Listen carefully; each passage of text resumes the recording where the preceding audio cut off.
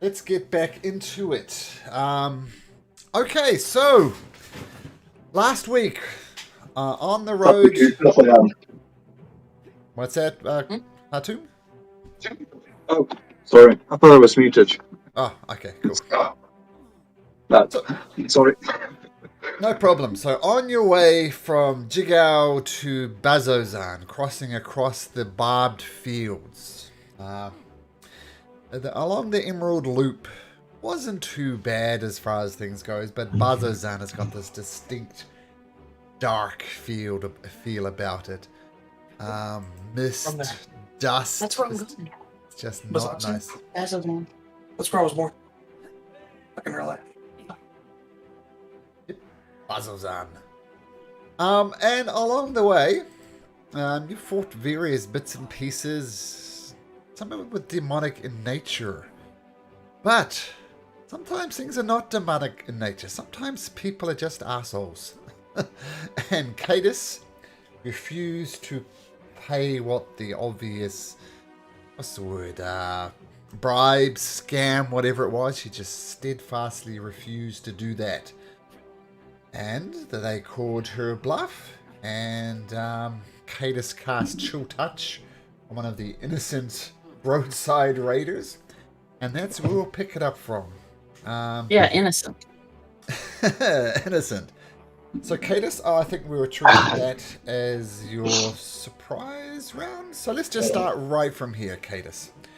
What would you like to do? Cool beans. I had activated my Chill Touch as a way to, my Crimson Rite as a way to spook him, but it didn't work, so it is still active, correct? Yes, Yoru. Okay, cool. Just want to make sure. Okay, in that case, I will swing at the boss man with my my icy battle axe. Okay, it's going to be a disadvantage because it's on top of a horse and you're down below, but absolutely you can swing with your icy battle axe. Is this a +1 battle axe that you're using now? Oh, yes, it is. There we go. So, yeah, that absolutely hits. You reach up and top, cut him through from above there, and roll damage. And then the Crimson Rite. One-handed or two-handed? It's one-handed. One-handed. Okay, so 7 points of damage as you cut through. And he says, get this one first, boy. She's got an attitude. Let's cut her down. And then, and I'm assuming, okay, also a disadvantage for my offhand dagger. Sure. 15. With the offhand dagger. Yes, that one does hit as well. Get stuck into him for another 2 points of piercing damage. He grins. I see you're rolling into initiative, Hatum. We did not have you. Okay, cool. Okay, is that your turn? Yep. Cadus. I think these bandits should have gone first. Didn't reshuffle the order, but that's alright. Cadus can go first. This bandit is going to hold his action. That's going to be his turn. This bandit is going to hold his action. That's his turn. Cadus had her turn. Sigvard, what would you like to do? So are they aware I'm there? Because I was hidden last time and didn't go out at all. Where is Sigvard? Yeah, suppose they don't know that the three of them are back there. Yes, that is correct. Alright, technically I would have advantage on this guy, right?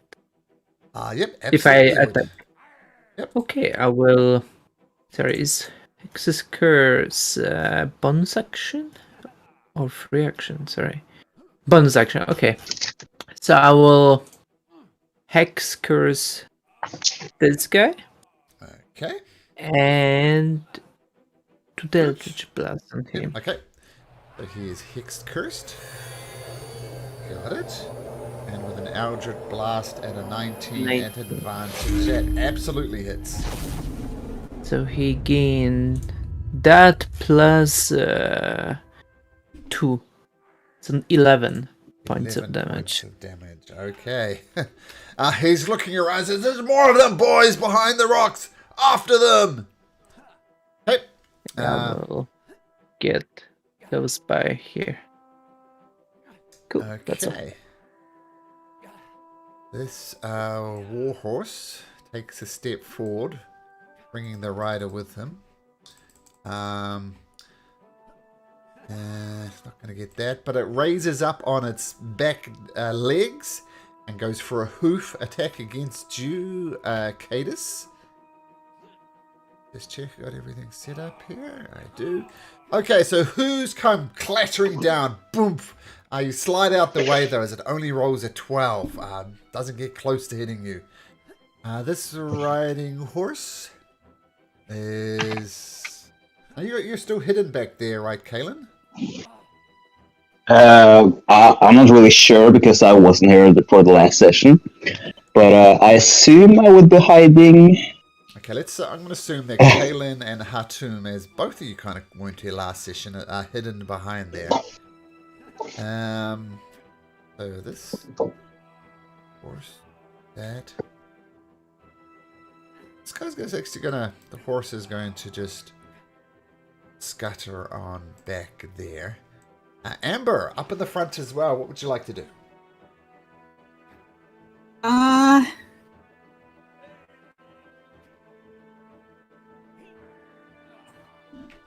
think I want to get these mean old bandits off these horses so they can run away. Okay. So I'm going to wild shape into a wolf, please. Ooh, nice. Give you. Is that a bonus action for you, or is that an actual action? It's an action for me because I'm not a moon druid. Okay.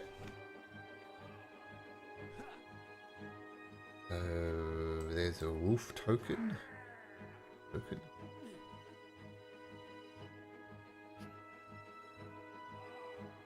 Two wolf tokens. Okay, so I'll give you control over this wolf token. You should be able to move that guy around. Amber?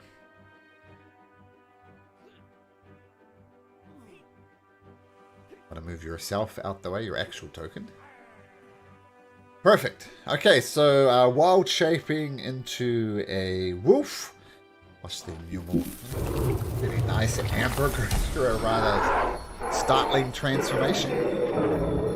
Okay, and what else would you like to do, Amber, or would that be it? I think that's all I can do because I don't really have anything I can do on my bonus action. Okay, cool. So the bandit captain growling down at Amber says, "I have a piece of this," and he swipes with his scimitar, rolling a 7. So that was a terrible shot. So he swings and it misses. But then he's gonna swing again with his scimitar. This time, getting closer but still missing. He's, damn it, stay still! And with his offhand, he's going to attack you with his dagger. And his dagger does hit. But only for 1 point of damage. The dagger finally does hit. It's 1 point of damage instead of his offhand attack. Say, get her, boys! This bandit here is going to hold his action. And this riding horse, on the advice of his captain, he's going to swing over here. See Kalen out in the open. Says, he's over here! And this guy is going to take and shoot a light crossbow at Sigvard. Sigvard with your armor class. What's your armor class, Sigvard? It's 19. 19 will hit. The arrow gets you square in the center of the back for 2 points of damage. This bandit will do the same thing. Take a shot at Sigvard with his light crossbow. This one just flies across and misses. A tomb.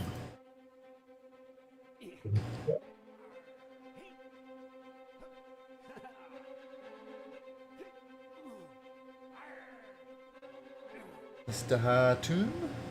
Is he muted? Yes, sorry, I'm having headphone issues.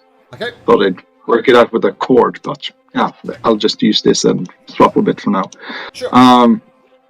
Let's see. Atum's gonna just circle around the rock, walk up to this guy, and just say, you should have listened to Cadis. You really should have just left. The light will make you leave now. He's going to do Channel Divinity Radiance of the Dawn. Okay. He will choose to hit not the horses, taking into account Cadis's and Amber's love for animals. Hit, let's see, Let me put this an aura guy. on you. Oh yeah, an aura. There you go. All the bandits, none of the horses. Okay, so as an action, magical darkness, additional. Okay, well, you must make a Constitution saving throw. Yes. So let's go through our normal bandits first. How many? 1, 2, 3, 4 of them. On saves. 1, 2, 3, 4. DC's 14. 2 succeed, 2 fail. Okay. Yes. So that's 13 for those who failed and 6 on the successes. Radiant damage. Describe to me what your damage looks like, Hartoon. How are these people damaged? What does it look like? I think Atum's just going to light up his amulet and his tattoo, I guess. Everything that's a beacon on his body and clothing is going to light up and just create this circle of light, this broom enveloping and striking at those at the bandits, especially harming none of the horses or us. Okay. Essentially, yeah, burning them a bit with some radiant lights, and then for a bonus action, he's going to summon a spiritual weapon. Let's see if we can. Yep, I got it. Right next to him, for the big guy, which I take is the leader, and I'll attack him with the spiritual weapon. Okay, so make an attack with that one, and I'll explain everything that happens. 21, that hits. Hack into it. 12 points of force damage. Okay, so as you present your holy system, this bandit up here tries to shield his lights from it, but it's too much, and he tries to block the eyes. Ah! No! We would do that! Ah! And he falls off his horse dead. And this one shields his eyes. He says, "No! No! Henry! Are you okay? No! Ah!" He doesn't fall off his horse. And this guy says, What's happening to...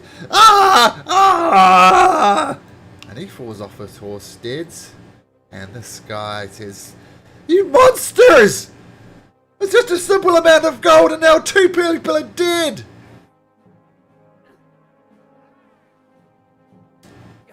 Just final saying yes, and then just leave. Make an intimidation check at advantage if you'd be so kind. His ass.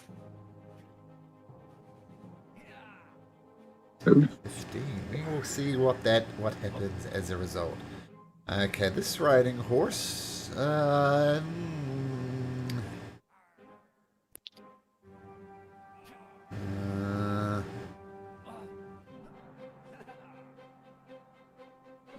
Going to run up to here. As he passes, this bandit is going to take his prepared action, which is to swing down with his scimitar onto Hartoon, but he misses. Then the horse goes riding on by. You can have attack of opportunity against the horse if you wish, Hartoon. Nope. Okay.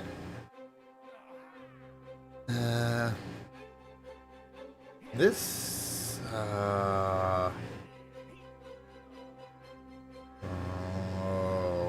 horse will stay there. This horse will take off without a rider. They're leaving the combat. This one is a similar thing. Comes up to Hatum. Swings at Hatum with its scimitar. Rolling a natural 20 as he hacks into it. Says, "Ha ha!" That's 13 points of damage. And the horse then comes back over here. Hatum, do you attack the horse? Oh, okay, I'm just going to assume you're not going to attack the horse from here. And this horse takes off without a rider. Oops, takes off without a rider. Okay, back to the top. By the way, Malcolm, could you add me into the initiative order? I roll a 2, but I can't seem to do it myself. Okay, so... Oh, that's true. So we'll give you a turn now, Kaelin. Rolled a 2. Okay, Kaelin, what would you like to do? Well, I'm going to go over here. That's 15 points of movement. Mm-hmm. And since he's close enough, yeah, I'm going to throw my spear at the guy on the horse that's riding to the north. Sure. And I'm gonna roll 21. 21? Yeah, 21 hits. Okay, nice. And I'm gonna do it with one hand, but I think it doesn't really matter. Okay, so 7 points of damage. Okay, spear flies across and stabs into the guy, and he recoils back. He's severely injured with a spear sticking out of him, but he's still standing. And I'm gonna bonus action and remove the spear from him. And I'm gonna regroup with the others. Trying to get on the other side of the rocks. And I'm gonna say to the others that there's a lot of bandits at this location. I can't seem to ping it, but on the far right of the map. And Kaelin's gonna point his hand towards that area. Okay. And say that there's at least one more bandit at that side of the valley. Okay, nice. Okay, so the bandit on top of the horse by Sigvard is going to swing down at you with his scimitar. Rolling a 5, completely missing. Stay still! This one here is going to shoot one at Hatum. Shoot his light crossbow. Rolling a 9, so it just whoosh, shoots across the air. They're still hanging in there, it seems, Hatum. They're not quite given up yet. But it is Cadus's turn. Okay. I'm going to swing again at the boss man here. Okay. Still at disadvantage, right? Yep, because he's on a horse. Cool. Rest in peace. Swinging I'm gonna swing and a miss, and then bring up my dagger. 16 hits.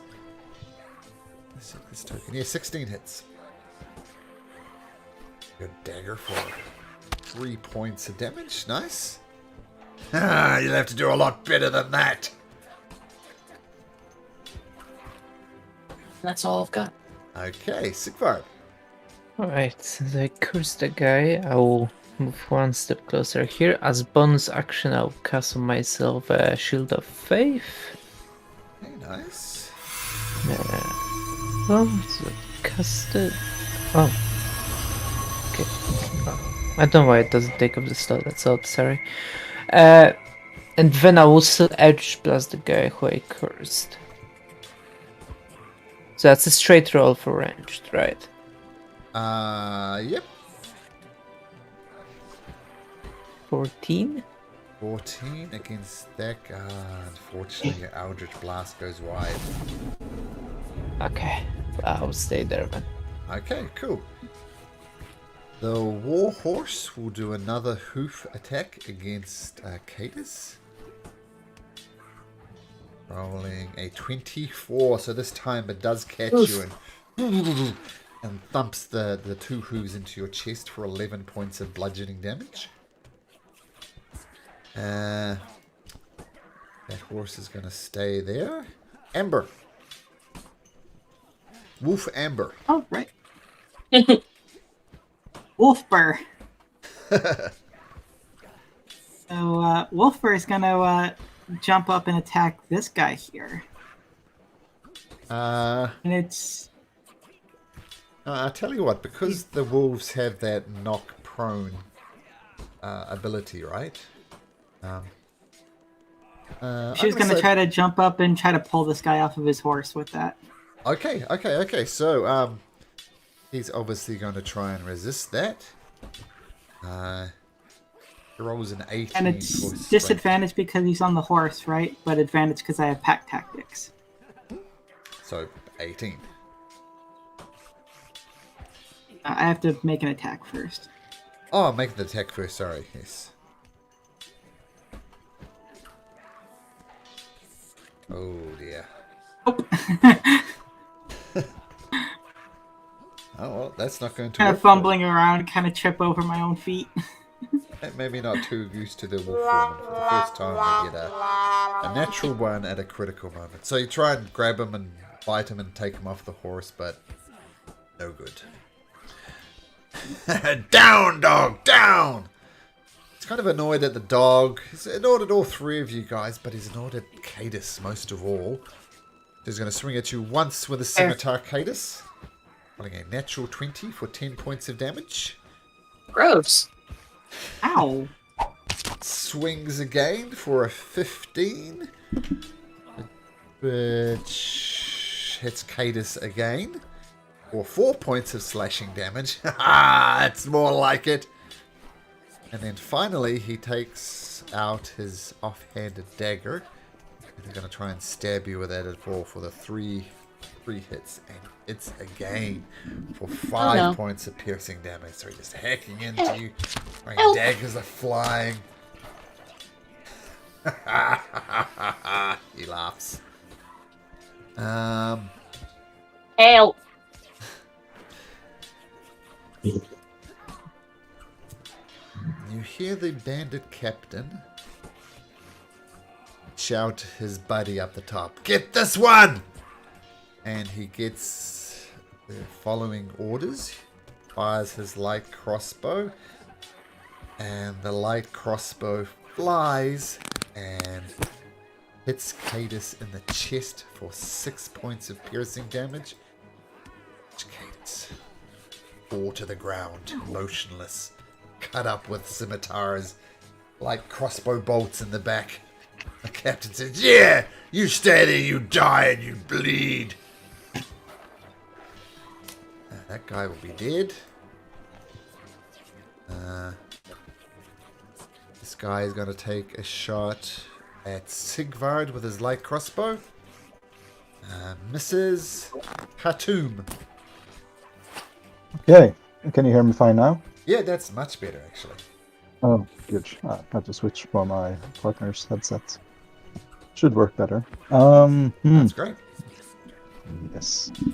First of all, I'm going to the second level healing word Cadus. Okay. As a bonus action. Nice. 9 hit points back. Just, Cadus, get up! This rude burglar isn't gonna get us in. Then, as his action. Let's see. Yeah, he's going to Sacred Flame the leader in front of him. Roll to hit. So that's Dex 14 saving throw. Dex 14, okay. Sacred Flame, Dex. Whoops. Dex 14 is pretty good at these. And he is good enough. The Sacred Flame goes off, but he just dodges it and it flies off into somewhere. Okay. That's my turn. I'm going to stay there. Okay. This horse get a bit of an angle, swing around over here. This horse, same thing, gonna stay there. This horse is gonna leave the battlefield, galloping off into the distance. That one's gonna...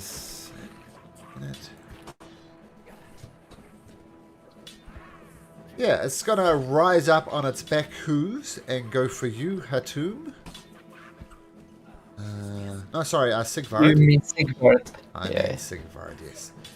It comes up with its hooves, tries to crush your skull with it, and he rolls a 10, so you dodge to the side, no damage. This horse is going to ride away without a rider. Kaelin, you're up. Right. I think the leader is probably the best one to kill or to take out. And you guys have already been working on him. Is he bloodied? Is he bloodied? Yes, he is, though only just. Okay, cool. I'm gonna move Caleb right next to him. Can I stand inside Hatum's spiritual weapon? I think so. Yeah, I'll say yes. Okay, cool. And I'm going to try to grab him and pull him off of his horse. Okay. Would you like to give him advantage or yourself disadvantage? I'm not sure which way we should do this. So your choice, Kellen. Would you like disadvantage or would he like advantage? I would like him to have advantage. Okay. So, with his athletics check, he rolls a 19. Okay. Yeah, so make an athletics check. Beat that. Oh, 23. Oh! Okay, so you grab the bandit captain, and we'll just say you throw him to the ground right there. Okay, cool. Okay. And so you've got him grappled as well, so his movement is 0. Okay, can I still attack him while he's grappled, or how does that work? You'd have to break the grapple, but yes, you could. Is he now laying on the ground? Actually, I'll give him a dex save, and we'll see what happens. No, you managed to pull him off, but you kind of got in a bear hug, and you bear hug him, and he's standing on the ground as well. So he did not. I see. I'm going to use my action surge, and I'm going to try to wrestle him down into the ground so he's laying prone. Okay. Is it still athletics, right? Yep. Or he rolls a 50. Cool. 7. So you still got him in a bear hug, and you try to kind of pick him up and slam him on the ground, but he's like, get off me! Okay, nice. Yeah, cool. I'm gonna end my turn there. I don't think I have any bonus actions to utilize at this moment. Okay, cool. Yes, that makes sense. Thanks for the clarification, Amber. Okay. The bandit is going to attack Hatum from up on his horse. He's going to swing his scimitar. And Sigvard's armor class is 19. So you just block it, slap it out the way. The bandit on the horse is going to take a pot shot at Hatum. Rolls an 11. Lose my reaction. Oh. I will give you that one for free. It misses, so don't use the spell slot. Kate is prone on the ground, but the bandit camper is grappled. What would you like to do? It's standing up a regular action, or is that a bonus action? How's that work? After your movement. Half my movement. Okay. Alright then. I will get up. And half my movement would be 15. So 5, 10, 15. And I'm gonna hit him while he's on the ground, which is not a disadvantage, correct? He's not on the ground. Kaelin. Oh, he's still on the horse. Kaelin's got him in a bear hug. Got He's it. not on the horse, he's on the ground, so it's just a regular attack. The only mechanical thing for him is his movement is 0. But a 16 hits. Icy battle axe. Okay, that hits. All right. Still one hand. Okay, plus your ice. Oh yeah, which is. Come on, dude. Here we go. So your icy blade lights up. And you hack through. I already did the 8, so another 3 on top of that. He's looking a little panicked. He's looking around and says, a bit of a misunderstanding, miss. Let's let bygones be bygones. What do you say? As long as you pay us the tax.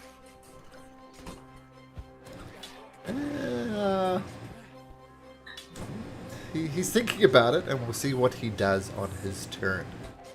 Sigvard. Offhand attack. Oh, offhand attack, 19. That hits as well. Well, that's actually just 3 points of damage, because you don't get your dex on top of that, do you? It's built into D&D Beyond, but it probably doesn't take into account that it was my offhand. Yeah, so that's just 3 It points. will if you look under bonus actions. Yeah. Caleb, look under bonus actions. It should have offhand attack. Mm. Or 2 weapon fighting. Gotcha. And if you have 2-weapon fighting, it'll add your dex. Oh, that's why. I have 2 weapon fighting, so yeah. Just out of interest, Cadis. Cadis isn't a warlock, is she? Blood Hunter, when you I picked Order of the Profane Soul, which lets you do pact magic. Because I'm hearing voices giving you advice from beyond somehow, so I'm not sure if that's a patron or anything. Ah! There seems to be someone there giving you D&D advice, so Oh, yeah. maybe that's your patron. Anyway, Sigvard, you're Yeah, up. that's funny. Okay, laughing. Yeah, glad someone got it. Okay, Sigvard. So he's almost dead, right? Oh, he's a mess, yeah. Yeah, he's been battle-axed, he's been Okay. basically battle-axed. Yeah, so what is the attitude of others? Are they now reluctant to attack or Make an insight check. insight? Okay.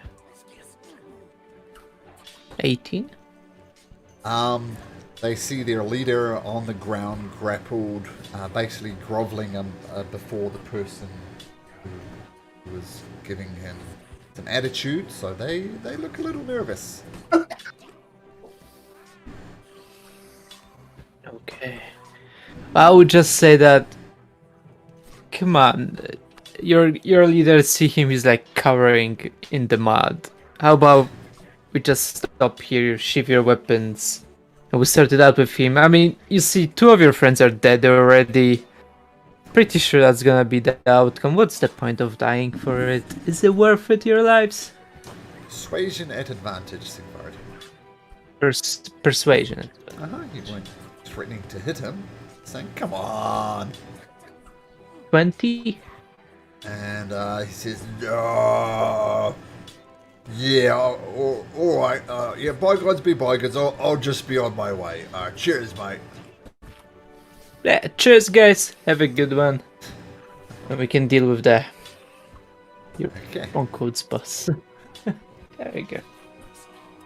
The warhorse. This is an interesting one. It's trained for battle. It sees its master being grappled and beaten up on. The bandit wants to settle the situation. He's going to make an animal handling check. He fails on his animal handling check.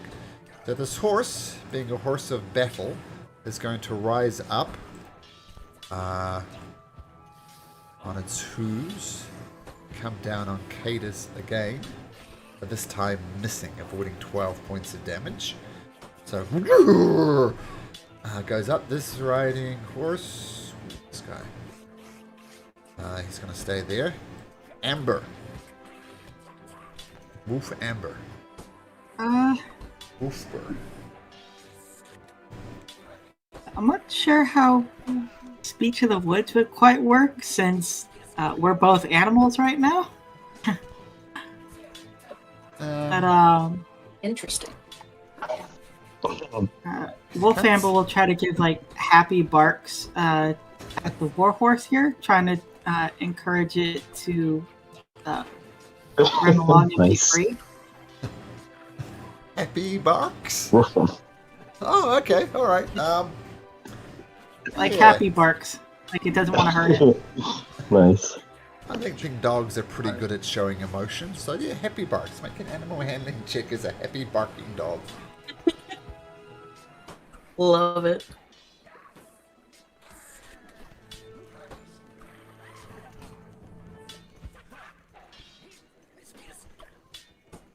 Ooh. Okay, you see the war horse raising up on its hooves and getting ready to crush down on Cadus. But it looks around, it sees its master no longer fighting, it sees all sorts of things happening, and it seems to calm down a little bit. It's still breathing heavy in that war horse, through the nostril type of way, but it has calmed down for sure. Okay. The bandit captain, he says... Oh, Is sorry? that my action? Oh, no. Is that my action to do No. that? I'm going to say no. Just a free action. So I'm gonna come over. So I'm gonna come over here next to Cadus and kind of like crouch down into making an angry growl, and hold an action to bite any of the bandits if they try to come over to attack us. Okay, cool. Bonus action. So the bandit captain says, haha, you're right. Let's bygones be bygones. What you say? What was the agreed price? 50 gold pieces, right? All right, here you go. And he hands you 50 gold pieces, Cadus. As my memory holds, it was 75, right? Wasn't it, Cadus? I think it was 75. Sigvard, you're right. Yeah. Oh, sorry, slipped my mind. Right you are. And he hands you another 25 gold pieces. So, I'll just be on my way then. Would you kindly let me go, please, sir? Please and thank you, he says to Kaelin. I'll nod to Kaelin. Should I let him go? Sure. Sure. Since you didn't prove yourself to be a fool twice, I'll let you go. Alright, thank you. Alright, I'll just be on my way. 3, 4, 5, 6. Yeah, I would just give him a nice goodbye pat and give him like 3 health points of healing from my lay of hands. Nice. Oh, saints, each and every one of you. Okay, men, these are the good guys. I suggest everybody just leaves. I will go through this. This bandit is going to leave on his horses through his guys. Going to start walking around the long way, head down this way. This guy here is going to do the same thing, kind of swing around over here. A tomb? Depends on in that case. Yeah, I think I'll see them go and just stand ready, take a dodge action, just say, Okay. just leave. I think just to make this easier, is anybody going to attack these bandits as they retreat with their tails between their legs? No. Well, I said I'm not. It depends if they attack us, then yeah, but if they're just fleeing, yeah, no. Okay, they're not going to attack. What's it in This guy, though, swings over, picks up his dead brother. Oh, yeah, no, all of the Henry. DPS classes are... Not sure how we're going to tell Mother about this. We'll give you a good burial, mate. Looks like Dragoon is the least... Same thing with this guy. He picks up this guy DPS classes. and leaves with the bodies of his And then brother. like you have And with that, Summoner and Red Mage. the highway find that robbery passage not scene ability because they have has some been averted. light healing spells. What would you guys like to do? Profit. Profit. I think Atum's just gonna shake his head and say, Black Mage is like that too. Black Mage is like I'm normally a patient type, but if you're willing to kill people for money, I don't expect any sympathies. Agreed. I don't take lightly to being threatened, It's like a slow start. but I do take money. It's like It will serve a better purpose.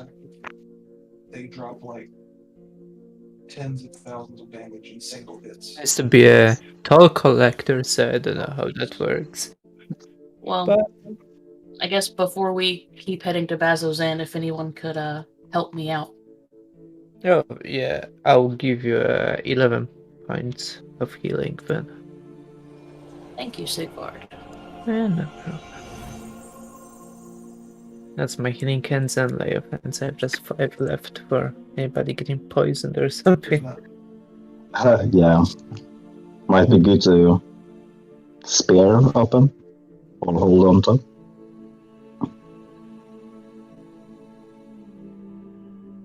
Well, what time is it? I don't remember. That was just like a encounter along the road, so I'm not sure what time it was. Yeah, middle of the day. And feel free to do anything else, but we can fast forward to the evening. You just travel to Bazzoxan. Sure. And Amber will also conjure up some good berries to just pass around to everybody to use as they Yeah. need them. truthfully, I ain't got no problem with level skipping. Everybody has a good berry as you cast good berry. Whoops, into your hand. You hand them out, Amber. Nice. It's the I'm just gonna mention Oh, that. nice. Yeah, I'll eat one as well. Thank you, Amber. These are good. And good berries do last for 24 hours too. So did split that 75 gold, so everybody got 15. Yeah, I got 15. Like, there's nobody. I guess we haven't eaten today, or because if we haven't, I'll be eating the good berry. Okay. Like, yeah. Okay. Oh, if it's evening now, do we want to find a place to rest or continue on? How far away are we from Bazzoxan? Maybe 2 days away. Oh, Yeah, unless you want to do like savage in-game content, but like. So pressing forward, you get to Bazzoxan. A bit far, you're risking exhaustion and other bits and pieces. yeah, let's not risk to get exhaustion. I think that's gonna be hard. Yeah. There's never Sounds good. We can find a place to camp. Okay, so Once you spread your shit, things are definitely a lot less pleasant here than camping over in this sort of area. Trying to find a nice camping spot is not a trivial thing. So does somebody want to make me a survival check, please? Try and find somewhere to set up camp. Maybe somewhere hidden as well, or at least as hidden as possible. Early 23, anything where you I want. can try If to there- look for some shelter. Maybe asking any lizards or reptiles in the area, any warm rocks. Sure.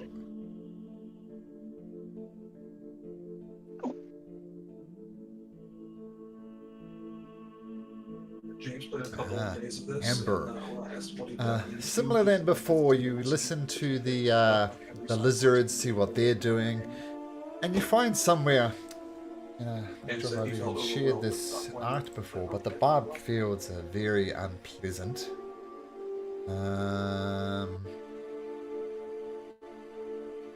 There.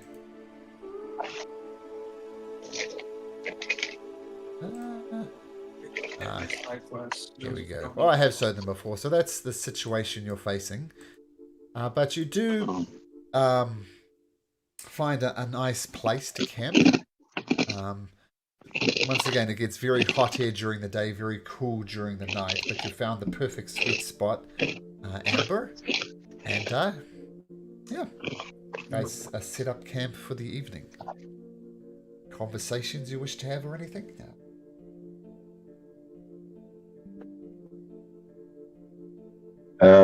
Can we have a quick recap of what happened last session? Sure. So, you went to the Emerald Caravan stop. Head back.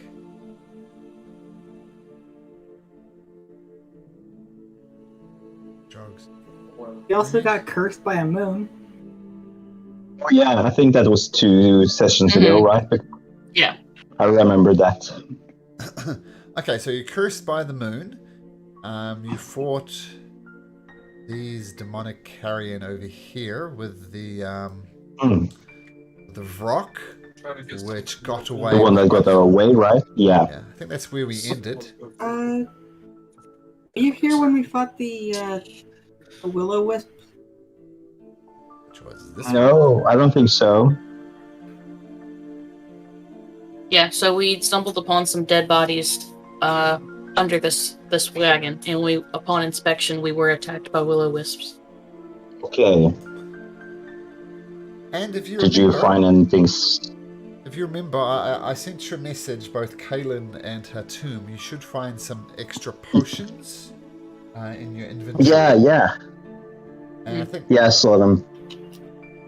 So those aren't actually potion. Oh, actually, what are the 2 potions? What were the 2 potions you got? Little giant strength and what was the other one again? So we got a potion of heroism. Yeah. So that's technically not a potion. Technically, that's what do you call it? It's a charm or something? A charm, yes, charm. That's the word I was looking for. Oh.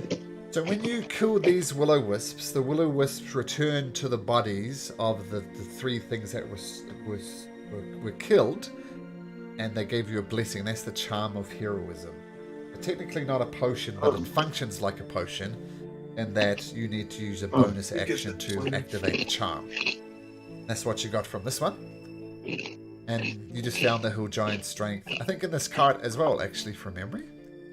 Then you went to the Emerald Loop Caravan stop. There was there was these 2 dryads who run the place. Said it was ruled by the Wandering Oak who set up this place. There were some merchants here. There was this person giving some good stew. And these persons here are waste walkers. Tyvek and Morgra, waste walker. And you returned the dagger to them. If you remember, it was can't remember the name on the dagger, but it was something or other waste walker. And they said it was their father that died in that battle in the same place where the Vrock was, and they fled. And their father effectively gave his life to save their life. And I think it was Cadis gave them the dagger and said, sorry about your dad and all that. So she gave up the +1 dagger, but in return you got a +1 battle axe, which she's been wielding around. Oh, nice. Cool. And a lot of these very staunch Aurora Watch people, a lot of them were shaking. They were talking about the monsters inside of Bazzoxan itself and how horrible they are. They went in great detail to explain this creature and how it gives off noises and so friend attack friend, and yeah, they're very shook up. Some of them are injured and are heading back to Asarius to basically get a break. But basically everybody who's told us about Bazzoxan is basically don't go there. It's a demon-infected hellhole. And, Nice. and then you got attacked by these roadside raiders, which we just went through. And Yeah. yeah, I don't think I missed anything. Okay, nice. I No, guess I'll talk to the I would say pretty relaxed RP session last time with the Emerald loop or path.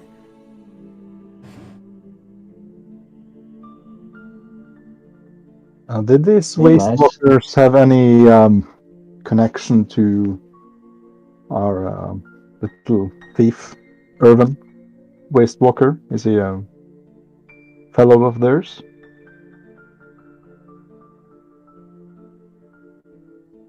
I don't think any of us asked, did we? I don't think you did.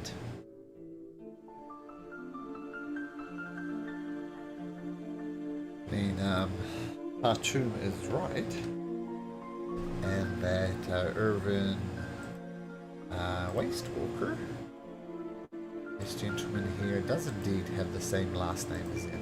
And since you weren't here, Khartoum, I'll say you asked at the time, and they say they don't really know Waste Walker, but since you described them, they say they're from the same clan as he is, the same group from a village, but they don't really know him. It's like, you know, when I say, hey, I'm from New Zealand, and people say, do you know John? He's from New Zealand. It's like, no. Yeah. Same type of thing. You don't know Tom? So related, maybe to Irvin, but they claim to not know him personally.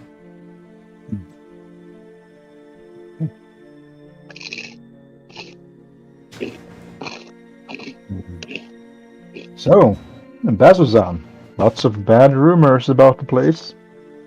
The AI for Yoshi in the GameCube version is like the equivalent of Gandhi. Yeah. I don't think it will be a dream vacation or anything, You know, the memes about Gandhi. but it might be interesting still. Because Yeah. Portal to the Abyss. That's something to keep in a city. even like instead it's not historically accurate, so like Gandhi famous in Illinois for being. Do you think the area's filled with like demons and such, as the rumor says? Not sure, I've never been. But probably heavily guarded in that case. Yeah. I gotta admit that it does intrigue me a bit.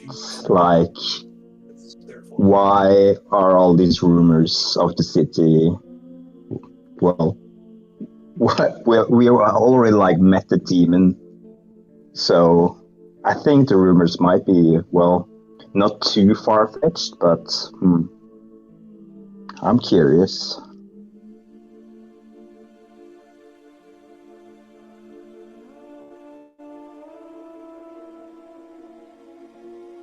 But what do we like hope to find in Bazzoxan at all? Like, except from these demons, do we hope to find some clues to this fortune teller witch? Oh, I think it's the amulet, I think. Yeah. We were told that the guy that we saw in the vision, he said to go to the evil temple where he prayed, and that we were told that potentially could be in Bazzoxan. So. Yeah, that's true, because there's like some kind of spirit inside this amulet. I think, to me, that sounds kind of like, well, going to a demon-infested town with a amulet of some kind, unknown powers. It kind of intrigues me even more, you know? Seems like it has some kind of deep secrets. Could be. I just hope we aren't like releasing this archdemon upon the world and it will devour all of us and half the world. But it's kind of, well, intriguing as well if that would happen.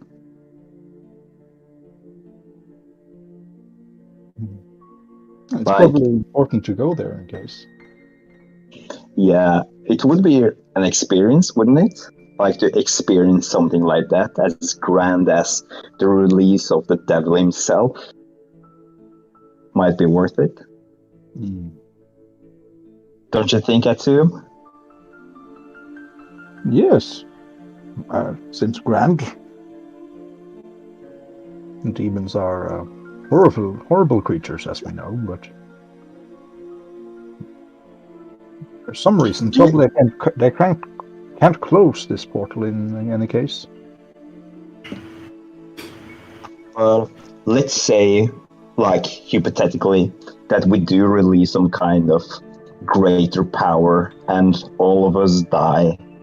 Would you be reborn, Hatum, in another form to be killed again by this grand evil later on?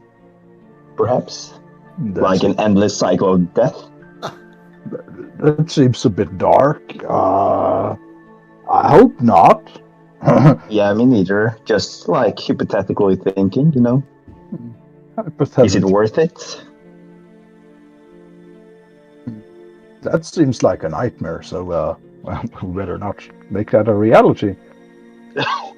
Yeah, let's hope we get the better end of that steak.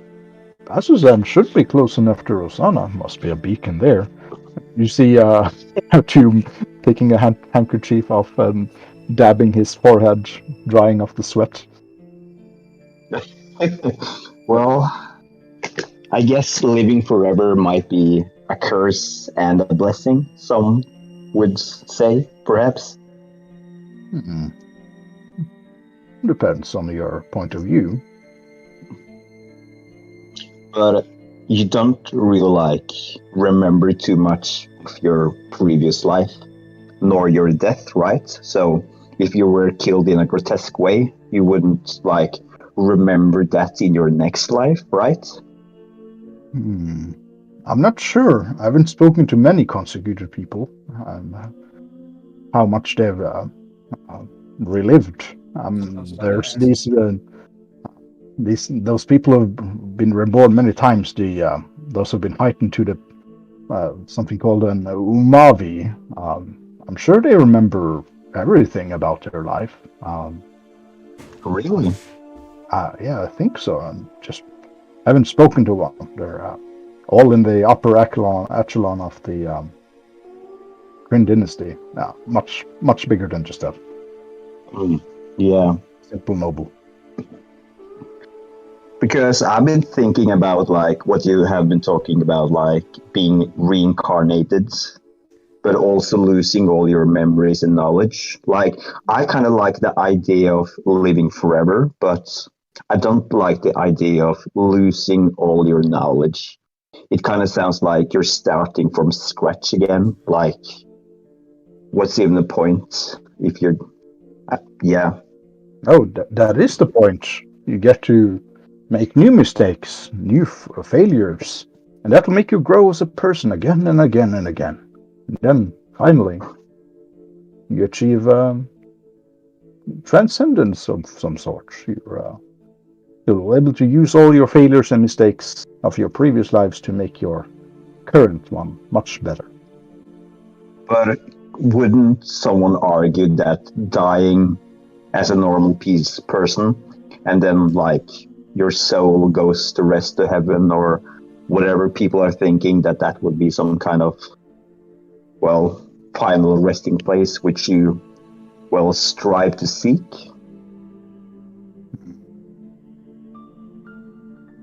Instead of being reborn again and again, you just die and your soul is laid to rest, as it should be, naturally. Well, consider the bandits. These, I guess they were humans. Yes, they were humans. Yep. Yeah. So, short lifespan. He gets, I don't know. For some reason, he enters banditry. Probably bad parentage or bad friends recruiting him into these kind of things. And then he goes and dies because he's an idiot. And then, his soul passes on. And there's no knowledge to be gained from that. It just dies. There's nothing. So, if he were to be consecuted, well, he would use the knowledge he gained from, oh, I was a piece of shit in my previous life. Maybe I shouldn't go in that direction or avoid these kinds of people, you know? Yeah, but I think that is like somewhat kind of my point. If you don't remember your last mistakes, how would you be able to grow as a person in your next life? If you know nothing of your previous life, you know? Gradually. I mean, that's the. It would be better if you just remember everything from the start, but that would create some really weird kids, I guess. Perhaps, Yeah, from some cool ones. yeah, freak everyone out. Speaking and writing at the age of 1 month. I don't know. But so, to my understanding, do you then gain all your previous experience towards the end of your life cycle? Yes, even before. I mean, it's sort of second puberty. I guess I'm in that now. So, in a few years, with more deeper understanding, I should be able to gain all the knowledge and skills, knowledge, languages of my previous lives. Perhaps in a few years, I'll be an expert blacksmith. Okay, but that I think that like changes my whole point of view on the religion at all, because I thought you were like just meant to be reborn again and again without having the knowledge of your previous lives. But okay, then yeah, it makes more sense to me now. Now, there's no purpose in that. Exactly, that's my point. We should probably go to sleep. I can see Cadus giving me a side eye. I think we're keeping them up from sleeping. Should we take a watch? Yeah, sure. Let's continue this discussion out of earshot of the others. Okay. So you all settle down for the evening. Cadus is already trancing out.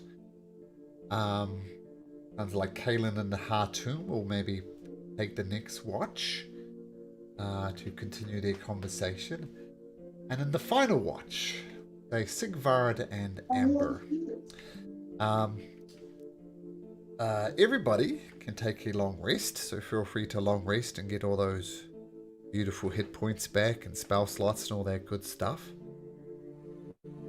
As Amber and who was it, Sigvard, have got the last watch.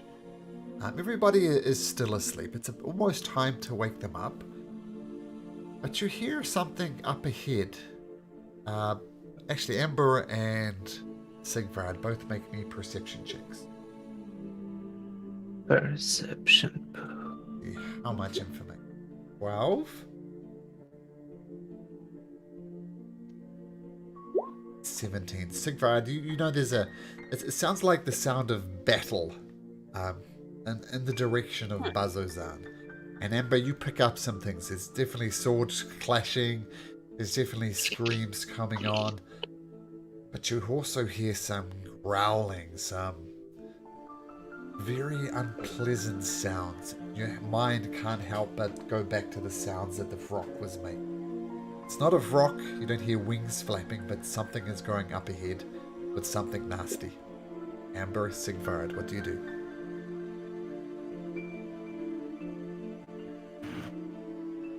Well, I think we need to wake up the others first. Amber's probably gonna quickly like run around trying like frantically wake everybody up. You guys get up! There's something going on over there. It sounds like a lot of people are in trouble. Okay, so everybody I'm up. Woken. Okay. Do you approach, see what's happening? Once we try wake to them up, yeah. Be stealthy about it, maybe, or do we Maybe just try walk to right up? approach quietly. I agree on the quiet. Okay, so as I've hinted at before, vision is sort of a little bit limited here. There's a smoke around the place, and with the dust, it's so Everybody make a stealth check. Oh, nice. Awesome.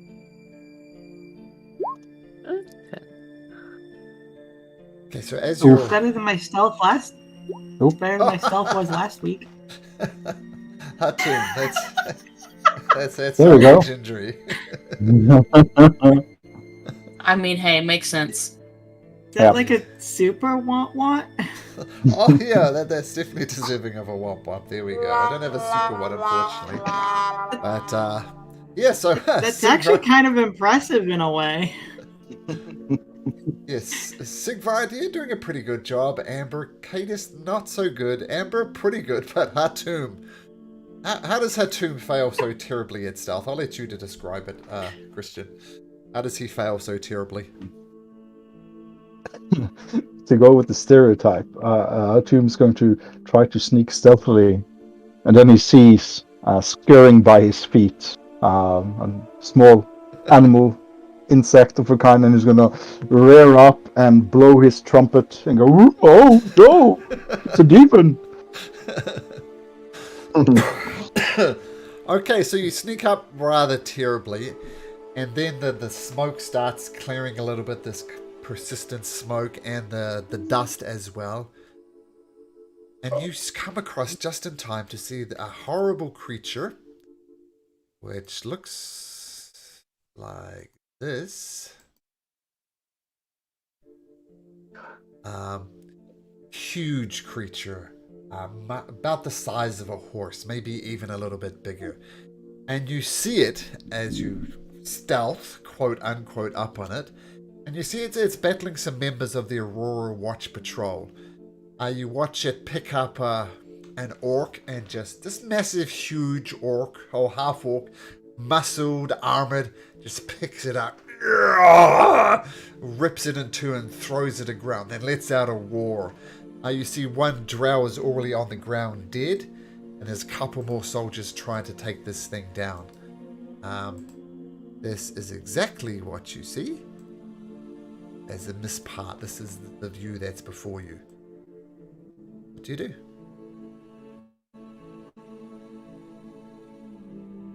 Actually, everybody roll into initiative. We'll do it that way. Roll into initiative. Oh.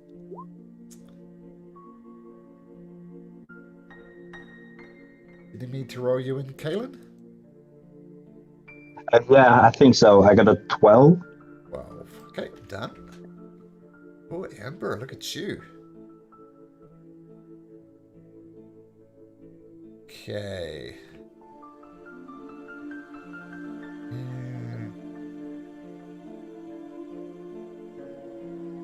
I'm playing around with some new settings here. We'll stop that. Here we'll do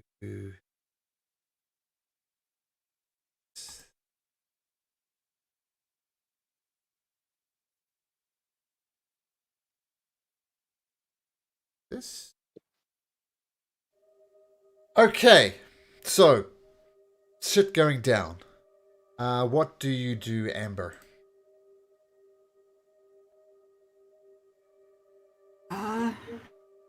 How injured do the other two look? They look relatively uninjured, but considering what these guys just ripped an orc in half, yeah, it'd be going bad for them. But they're uninjured at the moment.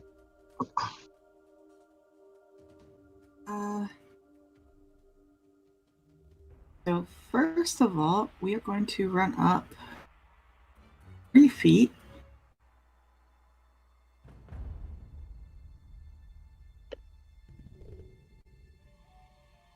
Oh shoot.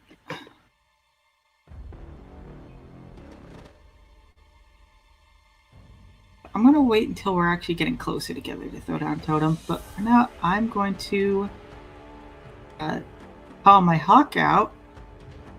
Yep.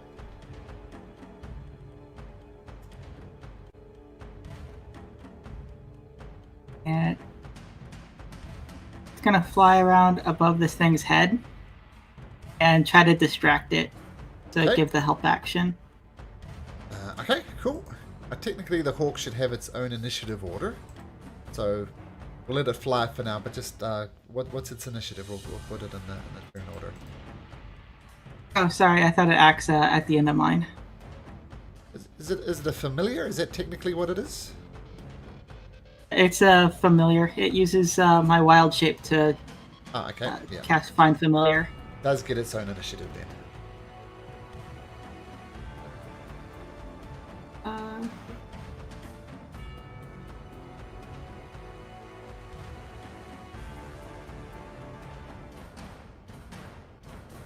Oh, there it is.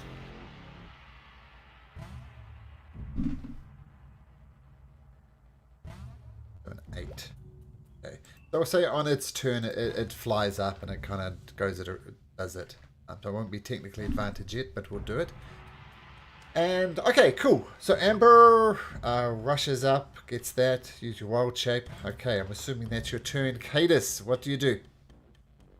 Okay, I am going to move 5, 10, 15, 20, 30, and reach out my hand to cast Chill Touch. Okay. Maybe. Doubtful. Doubtful, yeah. But the chill touch comes up. The ghostly hand tries to grab this creature's heart. Apparently there's no heart to grab onto. so that fails. So the chill touch goes. That's it for me. And as you miss it, it looks like it's at a roar. And then looks in your direction. I think the new people coming up. Hatum. Oh, let's see.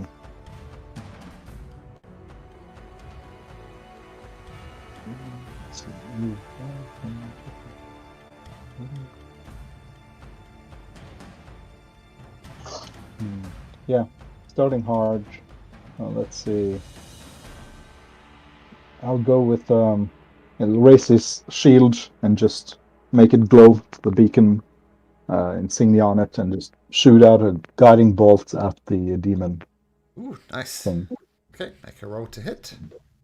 Yeah, second level. Second level, okay. That hits. Yep, perfect. Ooh. 18 crashes onto the thing, does 18 points of damage, and it lights up. What color does it light up from your guiding bolt? Light yellow. Light yellow? Okay, so advantage against the next attack from this. The guiding bolt explodes onto it. The drow, who's one of the soldiers, comes up. He's going to take advantage of that attack. And he is going to swing with his long sword one-handed. And with an advantage, he rolls a double 9. So he's effectively wasted the guiding bolt. But he does say, help! Any help you could go to give? We've already lost 2 members. This thing is immense. Any help would be appreciated. And then his buddy comes up and does the same thing. Oops. Moves up. Swings his long sword one-handed. And that one misses as well. Just a swing and a miss. Ah! Damn it! Take the son of a bitch down! Kaelin, all the way back there. All the way back there. Let's move behind Amber. Yeah. Okay. Is that a demon? Kind of looks like a demon, right? Well, I guess we'll Sounded check like a if demon. I wonder if it's flammable. I'm gonna cast a firebolt against it. Okay. Oh. Just give me a moment. Misclicked on the phone. There we go. Firebolts. Firebolt. A 9. Yeah. The only thing that really happens is Amber's hawk gets singed just a little bit, but it misses. You're unsure about the effect of the fire damage. Yeah, it looks like Amber's hawk is a little bit flammable, but I'm not gonna try to check that out. Sorry. And I'm gonna end my turn. Yeah. Hey, watch me shooting those. Yeah, my fault. It did definitely lose some feathers. Okay. So... rolls here. Okay.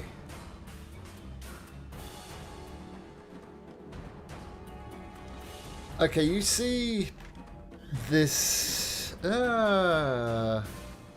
this creature, the drow and the human who's standing around it, just both start retching.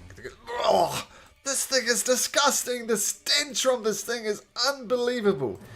They start kind of vomiting there. They're hardened soldiers, you can tell that, but they're not doing too well against this. They start throwing up.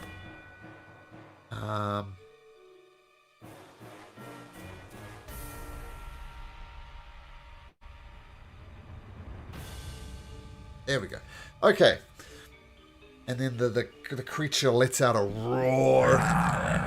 Hisses at these creatures. And then it's going to attack this drow to the south. It's going to attack with its bite. Actually, it's going to attack twice with its claws. Hits both times with its claws. And comes out with its bite. And what you see is this demon gets its two claws, sticks into the side of this drow, brings it up, takes a big bite on its shoulder. The drow moves its head aside just in time to avoid being decapitated. Takes 36 points of damage. Help! Help! Your hawk buzzes around it, so next attack... is it just your attacks, Amber, or anybody's attack? No, it's effective. I told it to effectively give the help action. Okay. So next attack against the demon will be at advantage. That might be Sigvard.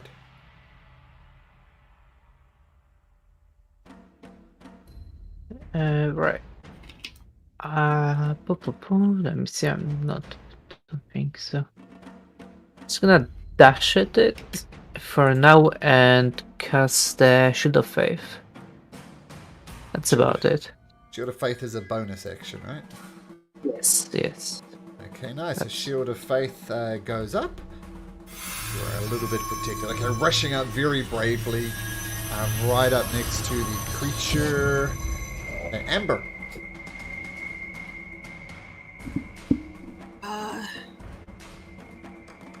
Get up next to him. I cannot.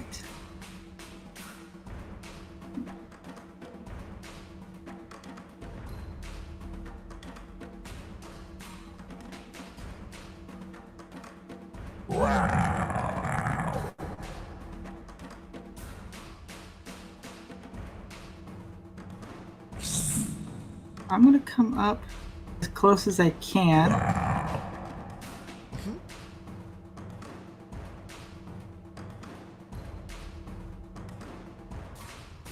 I'll put down a unicorn totem. Okay. So 30 feet, right? Oh, cool. Thank you. Put that right about there. That's my bonus action. Unfortunately, I can't reach them with a heal yet this round. As my only heal spell as an action is a touch. Okay. Cool. So you just run up and throw down the totem. Remind me what the unicorn totem does again? I'll try to... The unicorn totem. Oh, that's the shared kind of healing one? Yeah, that's the extra healing to everybody around when I cast the heal spell. Nice. Also, you gain advantage on all ability checks made to detect creatures in the spirit's aura. Okay.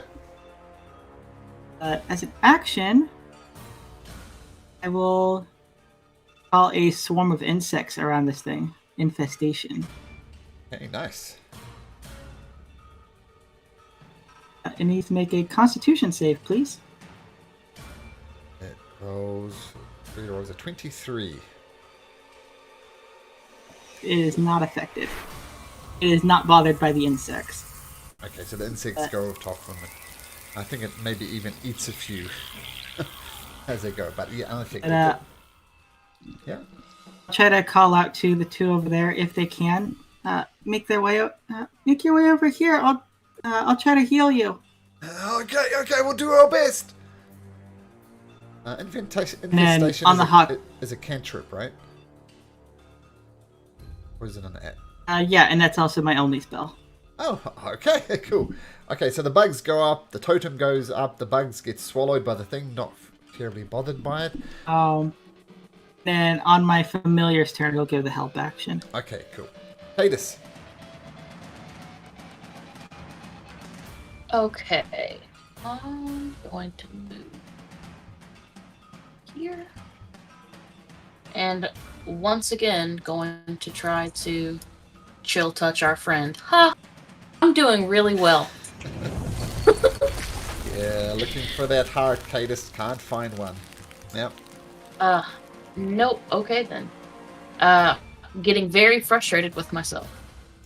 Alright, is that your turn? Yep. Hatum. The only one to hit this thing so far. Oh.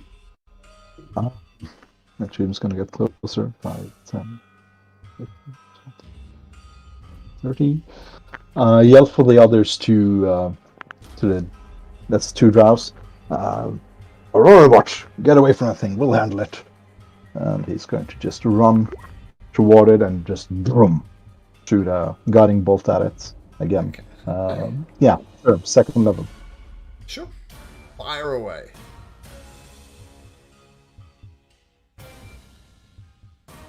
It's a 16 to hit. 16 hits again, so another 18 points of radiant damage. And yeah, explodes on top of him. It looks good. Okay, nice. And it lights up with that pale yellow color. The drow veteran is going to take your advice and disengage and says, if you think you can handle it, just give me a moment, get my stuff back together. And he's going to retreat back, and he's going to make another Constitution saving throw. And I'm going to say he just stumbles over here, falls prone, and just absolutely retching out the top of from the very bottom. A lot of his stuff that should be inside is now outside. This is actually a human, this guy. Human is going to attack at disadvantage because he is poisoned. Oh, and he would have rolled a natural 20, but it turns into a 12 thanks to the poison. He says, ah, damn it! Why'd you fall? Caleb.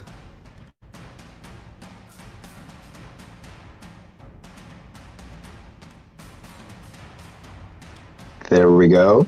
Kalen's gonna cast another firebolt as he moves closer to the demon.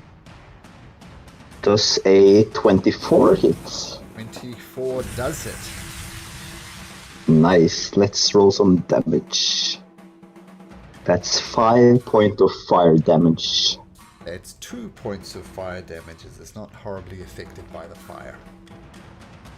So well, I guess that answers my questions. Yeah, exactly. It's well, fire. Yep. That's not a good thing. Oh well. I'm gonna move closer anyway. Cool.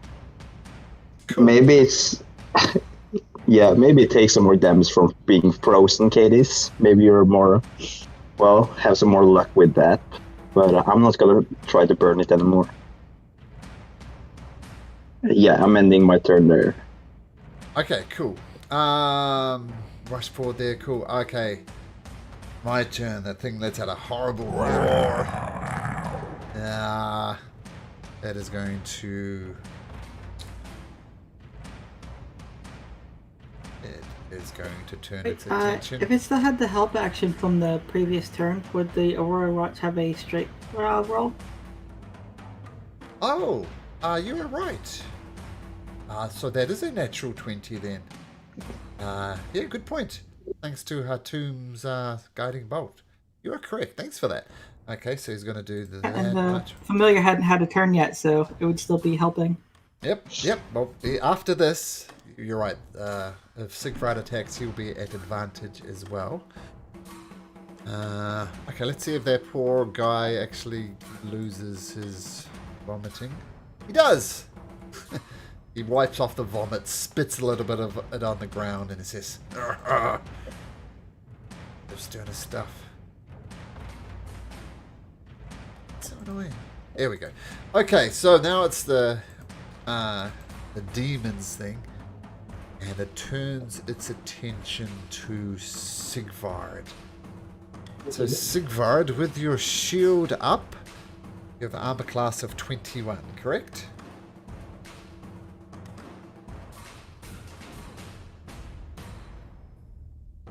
Sigvard? Yes, correct. Yes, Oh, 20. am I muted? Yeah, you're Sorry. muted. Yeah, correct. Okay, so it's annoyed at all these guiding bolts. It turns around and lets out a roar right in your face. It goes at you with one of its claws, and the first one misses, but the second one gets right under your armor, and you take 14 points of damage. Shielded. Are you shielded? Yeah, I'm gonna shield it. 26. 26, so... Oh, 26, okay, so you put up another shield. Putting up. So you manage Double to shield. avoid the claw, but then the bite attack does get through with a 27. And it takes a chomp out of you. 18 points of damage. And make me a constitution saving throw. DC 10. DC 10 can't save. Okay, so you maintain your shield of faith, so good. So Yeah. lots of shields flying around. So that's 12 damage, correct? No, from The bite. No, 18. 18. Oh. Okay. Okay, so yes, 18 points of damage. Okay, and lets out another roar as it's getting annoyed. The hawk buzzes around it, giving it advantage. Sigvard, the stench that this creature is giving off is horrible. Can you make me a constitution saving throw, please? Another one. Yeah, sure. 19. I don't know how, but Sigvard, you might have smelled worse, but you managed to avoid the fix, and you'll be immune to it for the next 24 hours too. Very good, you avoid the stench. Nice. It's my herbalist kit. I use my beauty components. They block everything. Maybe the and essence okay. from your hair counteracts the whole thing. Yeah. So bonus action, I will Hexblade curse it. Okay. Regained it, and let me take that off quickly. And I attack at advantage, correct? Yes, thanks to the bird. Cool. 17. 17, I think hits. Yes, that hits. And it takes 13 damage because +2 because it's hexed. Okay. Yeah. Okay, so yeah, you hack into the creature, lets out a roar as you hit it. Actually, I will smite it too. Why not? I haven't used smite yet. Okay, smiting it. It is a demon, is so it an extra demon? D8. Okay. How dare I roll D beyond? Is there an option? Oh, yeah. That plus another 1d8. Yep. So that will be extra 12 radiant. So 25 total. Yeah, the creature really didn't like that. This is in your direction. Lets out another roar and is getting ready to mess you up. Amber. Amber is going to run up beside this gentleman here. Yep. How badly injured does he look? He's not injured at all. This one? Yep. I thought that was the one that got picked up. This one. Oh, then never mind. I got him confused. I thought it was this one that nearly got bitten. Nope. Picked up with So their... she'll turn around to this guy and kind of speak gently to him.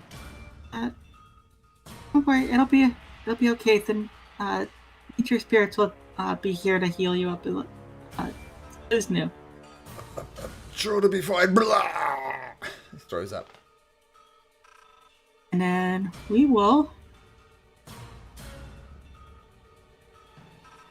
go first level for now. 2 wounds. So he heals 11 points of healing. And then as the healing magic kind of flows into him, the unicorn's gonna pulse for soothing healing magic, and everybody in the aura gets 4. Which is everybody. I think only Cadis and Sigvard. Did you get injured, Cadis, or was that from the last encounter?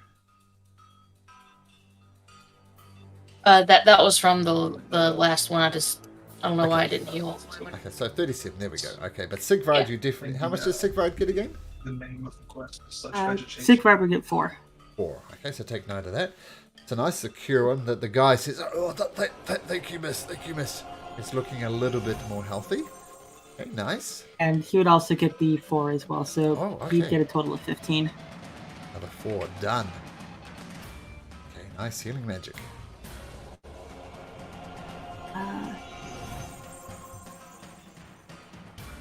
And we'll come up over here next to the creature. Okay, very good. And Cadis. she will do a shift. Cool. Cadis. Surely you can't miss At this again. point, at this point, Cadis is very frustrated and takes the battle axe in both hands Nice.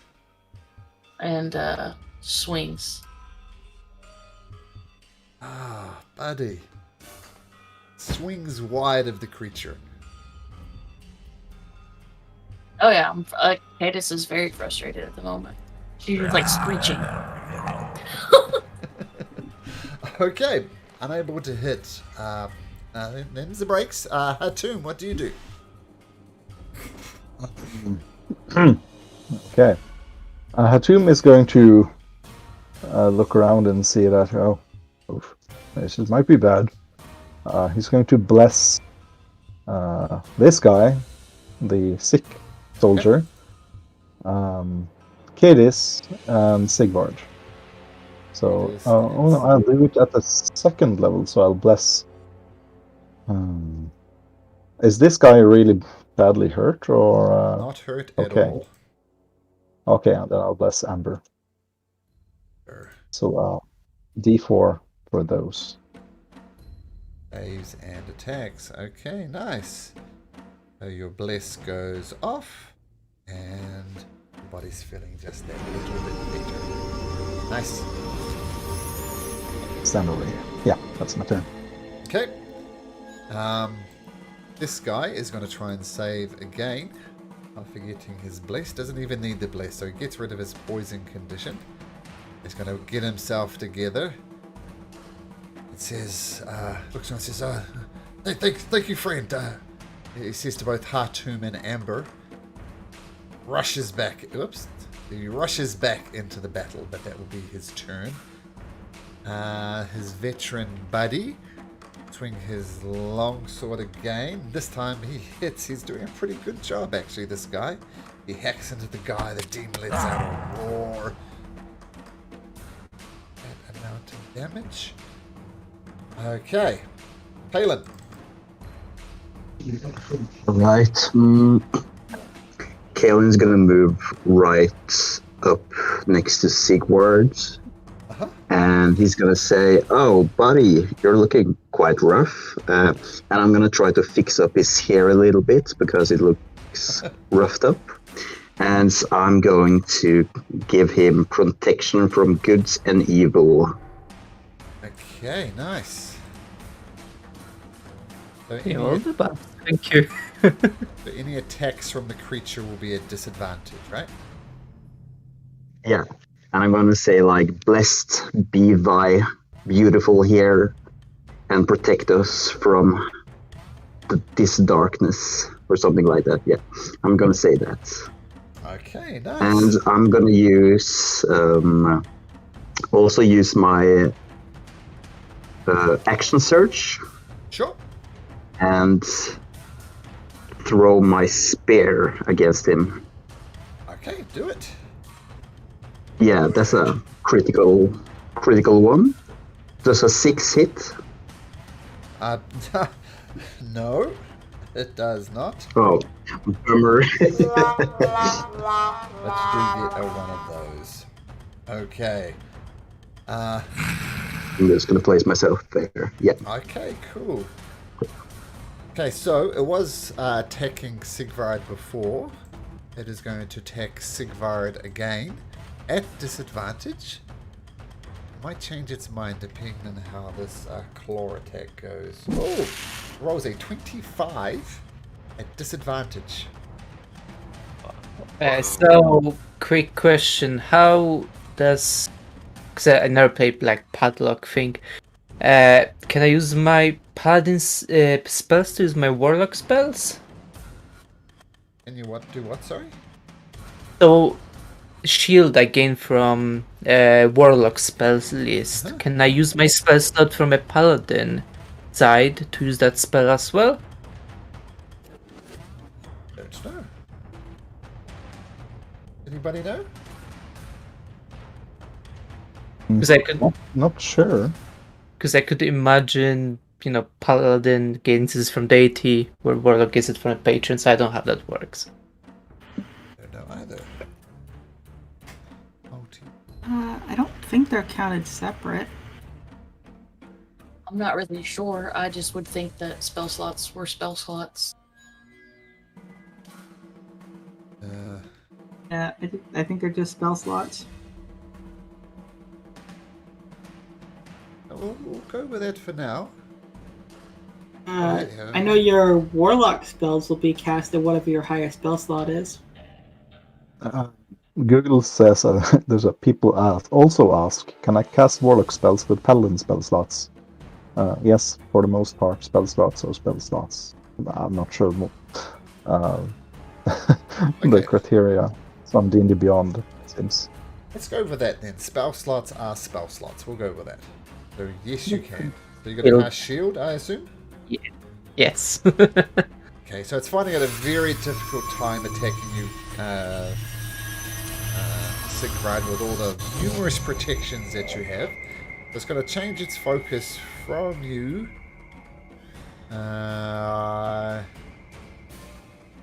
Yeah. On to Amber. Okay, so Amber comes at you with a claw attack roaring in your face. What was a 21? Which I assume hits Amber. Ow. Yep. That hits. So claw digs deep into your side and you take 11 points of slashing damage as it roars in your face. And with its claw stuck in, it's kind of holding you there in a little place, it's going to come with its bite as well. Whoa, rolling a natural 20 as it roars in success, as it bites you. You take 23 points of damage. Ooh, ow. You're not concentrating on anything, are you, Amber? I don't think so. Nope. Nope. Okay. Thank goodness I had the temp HP from shifting. That messed you up, it seems. Alright. Okay, so... Ooh, I see your hit points. Oh, yeah, so you see Amber, this thing's just roaring in her face, clawing, biting, hacking. Doesn't look good. The hawk buzzes around. Buzz! Sigvard, you made your save last time, so you're not affected by its stench. What would you like to do? There's all sorts of protections around you. Yeah, I will attack it. Do I get advantage again because of the Hulk? Or Yes, yep, at advantage. oh, ooh. What? That means that. Oh, I am blessed as well. Yes, would have missed, but with a bless, it will hit with a 16. Spoiler alert, Damn. armor class 16. Okay, Cheer that's for great. this. Gonna be 8 slashing damage. Slashing damage with your longsword. Okay, hacking into it. Creature roars in defiance back in your face. It's your turn, Sigvard? Yeah, that's so. Okay, Amber, looking a little wrecked, buddy. What do you do? We're gonna upcast a Cure Wounds on myself. Ooh, nice. Placing her hands on her chest, kind of sending the healing magic into herself. Heals for the same amount that I healed the other person for 1. I get 11 points of healing, and everybody in the aura gets another 4. Okay, so the drow that was injured is looking a lot more confident now. But Amber, even before you get that cure wounds off, can you make me a constitution saving throw, as a stench from this creature is unbelievable. Don't forget your bless, of course. Con saving throw. Oh, even with I the don't think bless. Bless is going to help that. No, it's not going to help with it. So you start retching, maybe dry retching. I don't know. You can do it however you like, but functionally you are poisoned. Yep, you are poisoned. Maybe shifting wasn't a good idea after all. It smells so bad. As all of her senses are in a heightened state when she transforms. Mm-hmm. Any bonus actions, Amber? Movements, for that matter? Actually, oh wait, no, I already cast a spell this turn. Never mind. That was an action. I don't think I have a bonus action. Right. I assume you don't want to run away and get a claw across the back. Same thing for you, please, Or not Cadus. to. Constitution saving throw, please. Even without the bless this time it works, so you avoid the poison condition and you don't need to roll again. Hey, Cadus, you're up. Okay. Again, going to both hands gripping the axe, swing very angrily. And This do time. I have advantage because of the hawk or not? No, the hawk. Nope. Sigfrid took that advantage.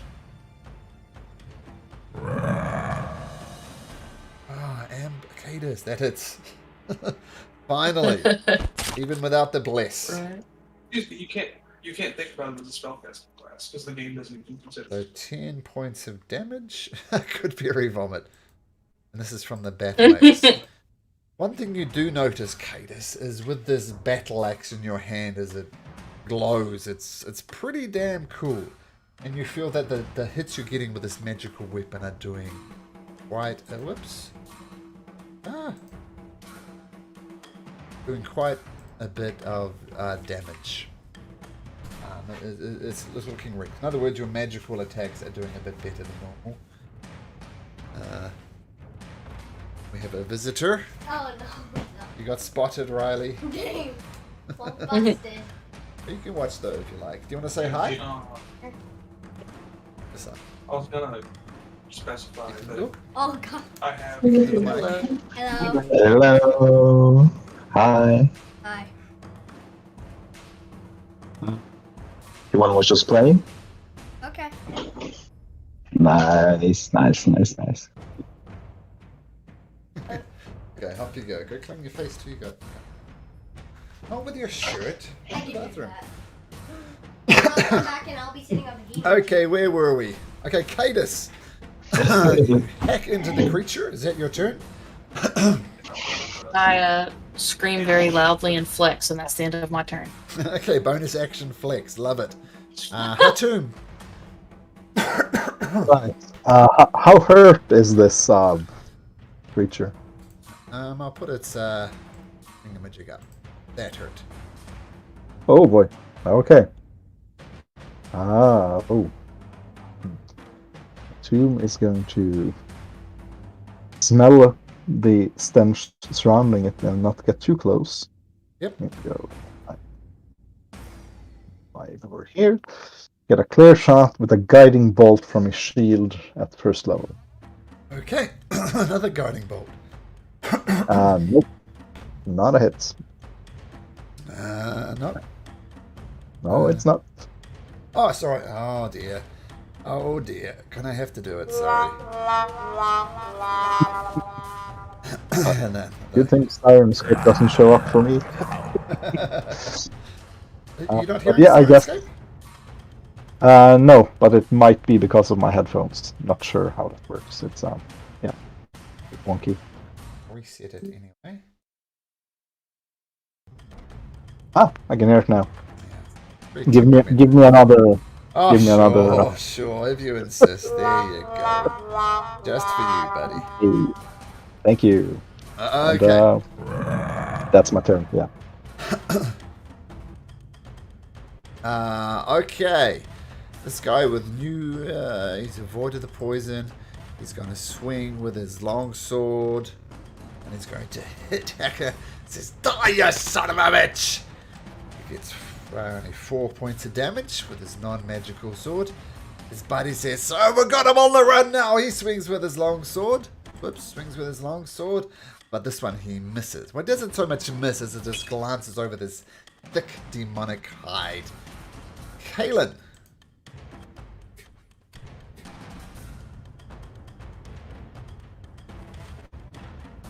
Okay, Kalen's gonna try to get on top of this. Is it a rock? Yep. Sure. Can I go up here? Yep, you scoot up there easily enough. Nice. And I believe I am within 20 feet. Yeah.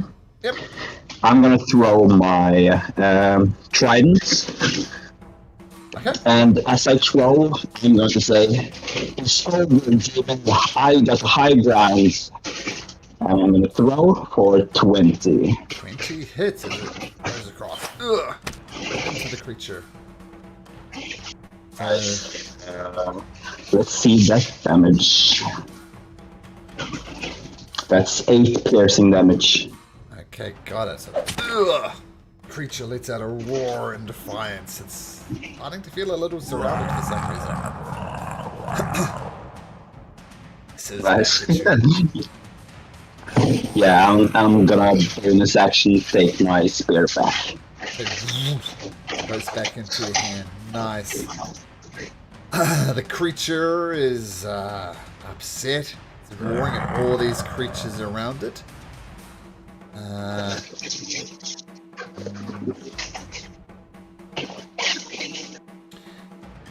think it's going to have to attack Amber again. Sorry, Amber?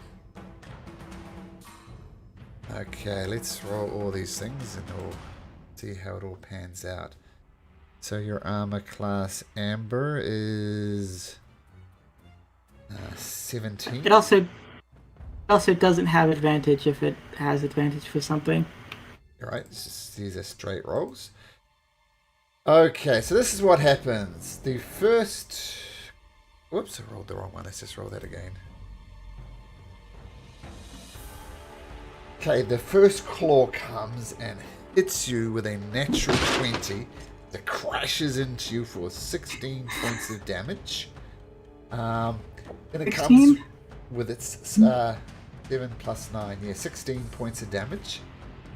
And it gets too confident, tries to come again with its other claw, but you duck underneath it. But then it comes at you with its bite, these horrible but disgusting teeth, and it sinks into your side, Amber, for another 19 points of damage. 35 altogether. 19, I am down. Okay, so the creature picks you up, bites you, and just throws you on the ground, and you crash. And you are all sorts of in trouble. All sorts of status bars too on your token. Oh, I'm doing the... anyway, doing the wrong one. That's good. Anyway, it's it is good. We'll do Amber. Well, you're not dead, Amber, but you are dying. Does my hawk go away? I need to read this. So...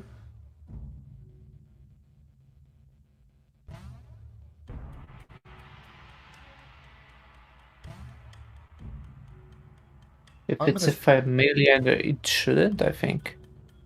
Okay, let's assume that it shouldn't. Pretty sure it doesn't. But it Let's needs... say that it does. But does it need telling what to do, though? Like, you keep on I think telling it just to... takes a dodge action if it doesn't get an order. Yeah, I think that makes sense. So it's confused about what to do, not giving guidance, so it's just going to take the dodge action. But bottom line, Sigvard, you don't get advantage on this attack. Yeah. Okay. I go first here, and why not? I'm gonna use it. Where is it?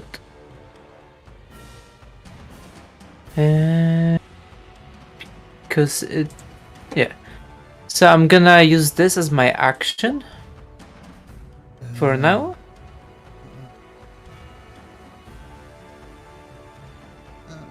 It's me being in Scourge Asimar. Okay. So, let's put a 10-foot radius on you. Oops. Yeah. You, sorry. 10-foot radius. Now, it does say not just you. Not just your allies, rather. Sorry? So you shoot bright light in a 10-foot radius. Yeah.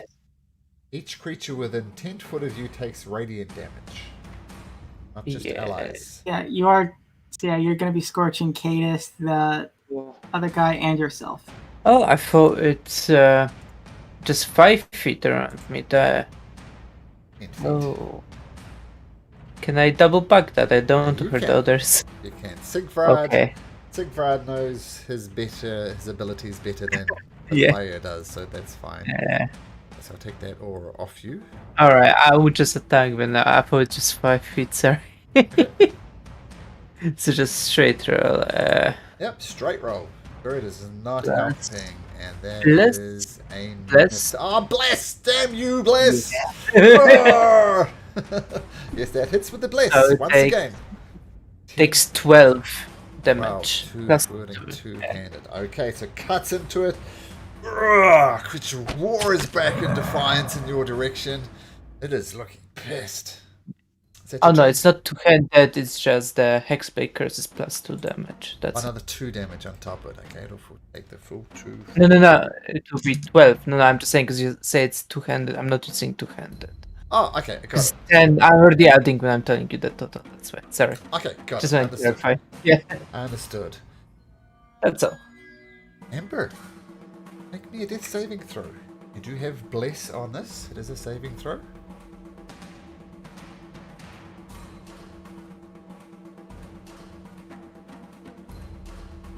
Oh, lucky, because that is. No, I'm going to say with bless. No way. Bless, that's 1 failed saving throw. Because you get a d4 on top of that. So we'll say that saves it from being the double death saving throw. But still, 1 failed death saving throw, Amber. Wow. Cadis.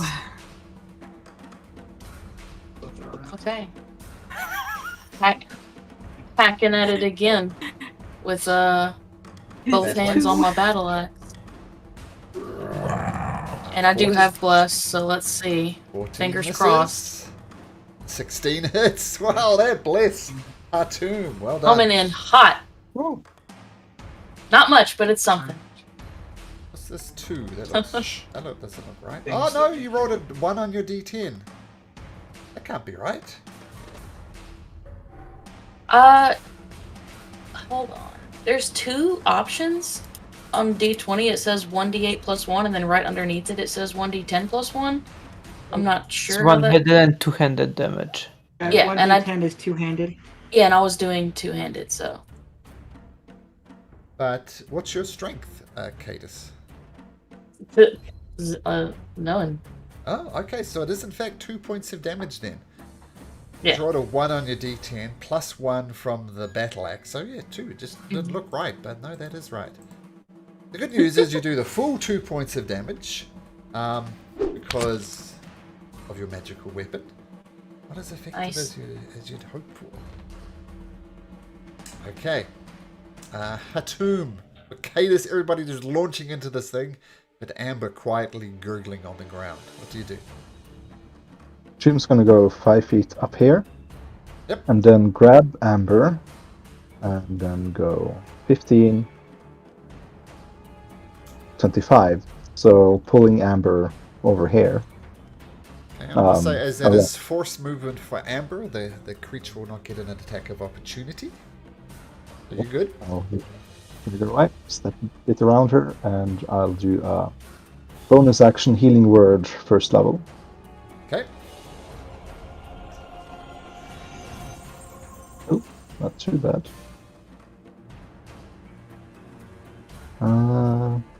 And for my action, I'll use Sacred Flame on it. So that's Dexterity saving throw.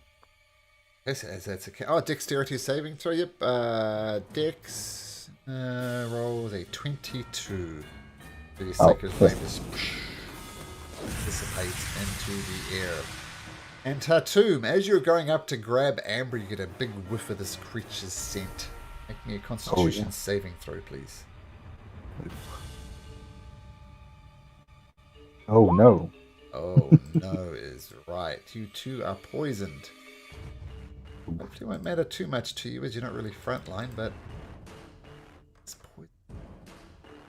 There we go. So you take a big thing and a little bit of vomit comes out of your mouth, I guess. Not pleasant. Okay, but you've saved Amber, that's the main thing. This veteran is going to swing his long sword with Bless, and the Bless helps once again, actually, which is great. And he does some slashing damage to this massive monster. His buddy, who is not blessed, will also swing his long sword, and he hits again as well. These guys are doing pretty good. You're slowly bringing down this demon. Even though it's surrounded by all of you, it is standing up strong. Kaelin.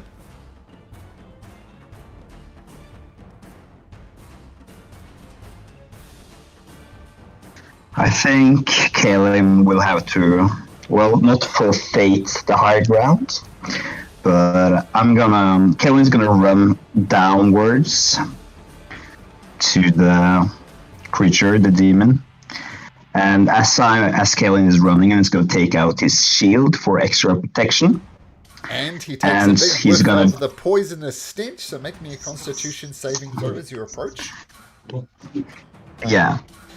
I was thinking about that, but yeah, let's try it anyway. 15? 15 is enough. You avoid the stank, and you're good, so carry on. Nice. And Kaelin is gonna hit him with the spear. Okay. For 9. Oh well. Swing and a miss. Yeah. Doesn't work. Yeah. And yeah, that's the show. That's it. That's the show. Okay, the creature is going to... it's got 5 creatures around it. 1, 2, and so on. I'm going to roll a d6. 1, 2, 3, 4. It's going to take this veteran over here. Okay, let's roll some things for it. 2 4s. Fight. Ooh. So let's add a roar. Hisses in this guy's face. Digs 2 claws into him. 1. Digs the other claw in. Digs in deep. Brings him up. Bites into him. Wrenches his head off. Throws the body to the ground. That guy is dead. 2 natural 20s in there. Absolute mess. Okay. That is insane. Hawk is going to buzz Ember. Rather him than us, though. Yeah. Okay. Sigvard, at advantage if you wish to attack.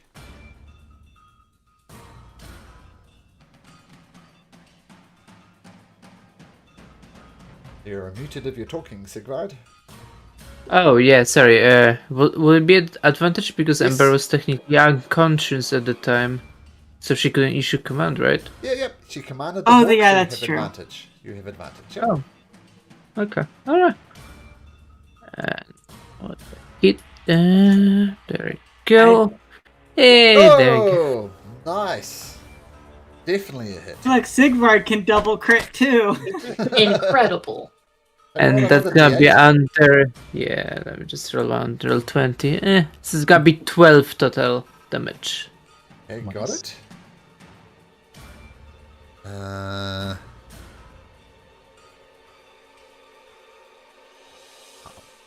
I'm gonna wait for it.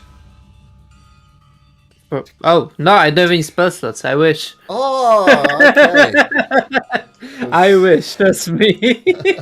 Because paladins always smite on critical hits, but if you don't have spell slots, you don't. Okay, creature regardless didn't like that. Roars back in defiance at you, Sigvard. Amber, you're prone on the ground. Actually, can you make me a constitution save? We technically should have done this last turn. Make me a con save. Don't forget your bless. For me. Sorry. No, this is for Amber. Sorry, Amber. Oh. Roll a d4, Amber, because 12 doesn't do it. Do I need a D4? You do need a d4. Need a 2. Ah, it's a 13. It's a 14 DC, so for once, bless doesn't come through. But it's your turn. What would you like to do as you lay prone on the ground? I'm gonna crawl over here onto this rock, Uh-huh. and I'm gonna be doing a new trick that I haven't done before. Ooh, Oh. new tricks. Kind of a new trick. So the hawk here, its talons are gonna start like glowing like an acid green Uh-huh. as my primal savagery goes through my hawk familiar. Ooh, if you can do that, then absolutely. That is neat. Make a primal savagery It is attack. a range of. Oh, wait, no, it's a primal savagery is a self. I don't think I can, right? You can cast... Isn't it you can cast touch spells through your familiar? It's touch spells through my familiar, so I don't think self spells will work. I don't think so. Things like cure wounds, inflict wounds, those type of things would work.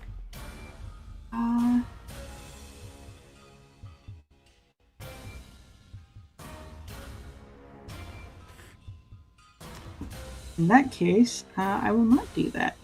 I'm What gonna I press- can do, though, Yep. we're going to throw down a Wither and Bloom on it. Ooh, okay. So what does it need to say for that?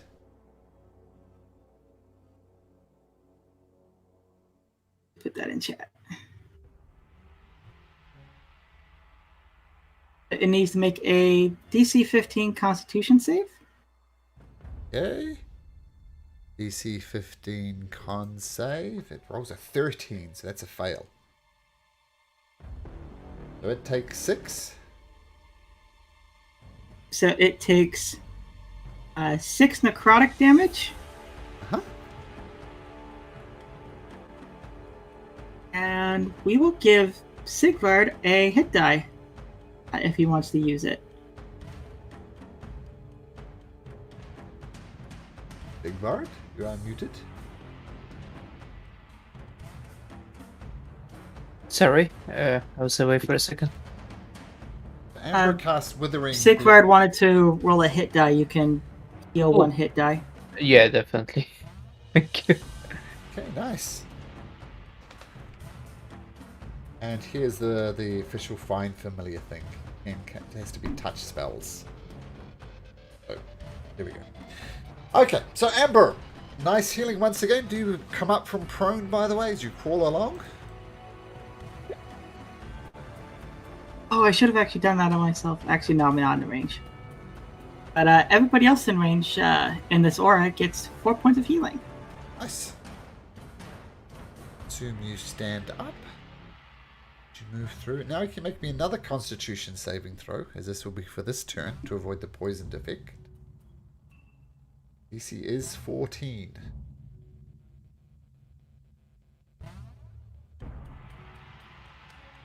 Oh, maybe. Maybe. He's blessed. Come on, Bless. Yes. Nice. There you go. Bless has been so critical for this one. Well done, Hartoom. Cadus, you see this guy's head just get ripped off. What do you do? This thing is looking beat up, but it's still got some life in it. Again, I'm very angry. That's not gonna do it even with bless. It's not helping the situation. Okay, so swinging wildly, maybe out of fury, don't know, but it's not working for you for some reason this time. Soon that's your turn, Cadis, and we'll switch focus to Hatun. Let's see. I'm still poisoned. That's going to be bad with the guiding bolt. It happens at the end of your turn too, so Yeah. will be a disadvantage.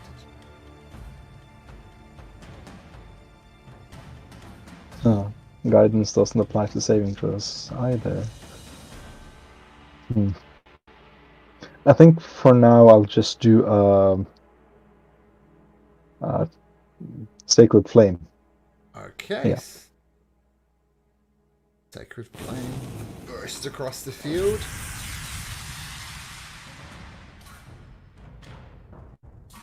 It. He has to make a saving throw. Sorry. X saving throw. It was a 19, so the Sacred Flame just disappears and he dodges out the way earlier. The drow is going to attack. He says, no, it's killed most of my friends. Die, you son of a bitch.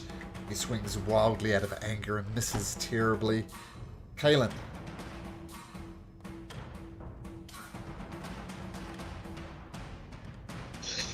Well, let's try this once more. I'm gonna try to hit with my tridents. Nice, 19. I guess that hits. Yep, that's it. Yep.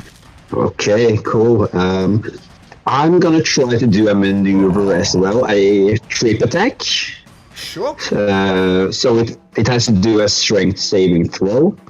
And it gets knocked prone if it fails DC 13. So just to point out that this thing has a +7 on its strength saving throw. It is absolutely massive.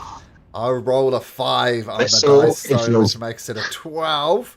And you trip it up and it lands with a thump on its back, and it's at a roar. It's not happy. So Nice.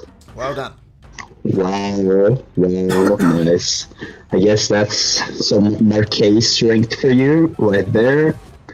Nice. And I guess is this superiority die a D6? D8, I think. Is it a D8?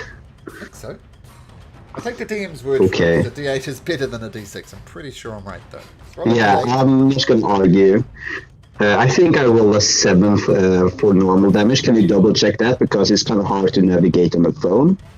And I'm going to roll inside D20, a D8. Okay, 6. Okay, got it. Did it go up? Yeah, I see it. 6. So 6 more points of damage, right, from the... Okay, nice. Awesome. It thumps onto its back. Unfortunately, with the way the turn order works out, it immediately gets back to its feet. I didn't realize. 15 places of events. That's unfortunate. Or something like that. Oh well. Still cool. You stay there, Kaelin? Yeah. Actually, no, because once it's prone, it doesn't have a reaction, right? So I can still take advantage of that and return back to my noble rock. It does get a which reaction. I will certainly do. But it will attack you at disadvantage, though. It will get an attack, but at disadvantage. Do you still want to run away?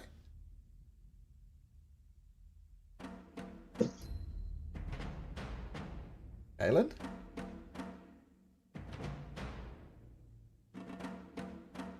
Kaelin! Lord! I think, can you hear me now? Yeah. The internet is kind of breaking up sometimes. So, it will get an attack of opportunity as you run away. It will be at disadvantage, though. Do you still want to run away? Do it still get a reaction even though it's prone? Is Yes. that once? Is it? It has a reaction. Yeah. Yeah. That's It sounds like you are breaking up. It sounds like you're are going to risk it. It's going to try and bite you at disadvantage. And it rolls an 18, Kalen, which I think is going to hit you. Oh, yes, just hits your armor class. yeah. You It's take, 18. you take 12 points of piercing damage. 1 to 12 points.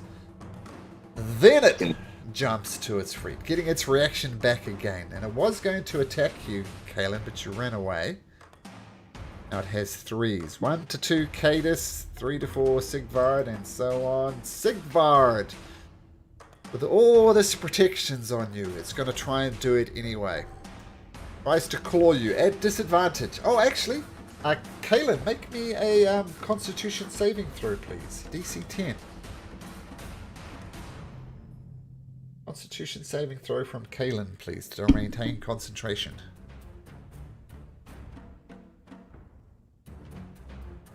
Oh, buddy.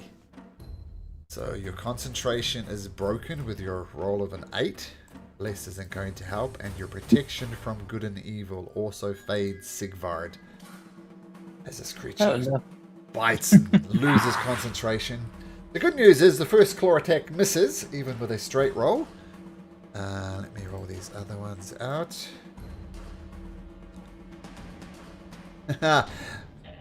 So first claw. The claw, he lets out a roar and triumph and claws across your chest, digging in deep for 9 points of slashing damage. It's a 22, Sigvard.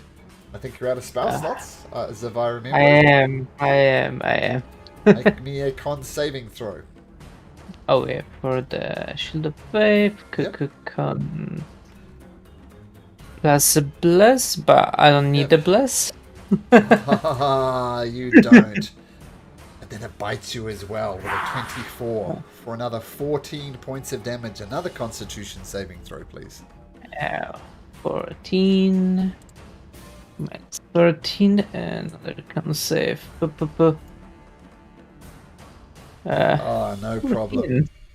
So it's celebrating the fact that it's hit you and it's wrecking you, but maintain your concentration on the shield, even though you're pretty rough. Amber, Hawk messes things up. Yeah, it's still gonna help. Cool. Sigvard. Okay, other attack. That hits. With advantage, yep. 18. Oh, not 19. Okay. For about 7 damage. 7 damage. Okay, starting to look rough. Hopefully, Amber, Cadus, the rest of your friends can take it down, Sigvard, because it's got its eyes on you as it roars, hisses in your face. Amber. This one I can actually help with. The hawk will dive down to kind of rest on Sigvard's shoulder and channel a level 2 Cure Wounds into him. Okay, yeah. And that uses the hawk's reaction. Okay, so... My action and its reaction. Cool. Okay, roll healing. It's a perfect use for your familiar. Okay, Cure Wounds on Sigvard, 14 damage, nice. 14 to Sigvard, another 4 to everybody in the aura. So I get 12, 18, right? Because I'm benefiting from the aura too. The Sigvard gets 18, everybody else gets 4. So thank you.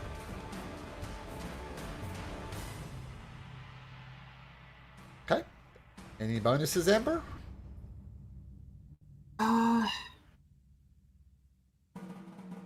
Fortunately, I think I used all my bonuses. Okay. Cool. But Cadus. is Kaon close to get healing as well from the totem? Yes. Just. Nice. Cadus. And the hawk will go back to circling over the thing. Cadus, that hits.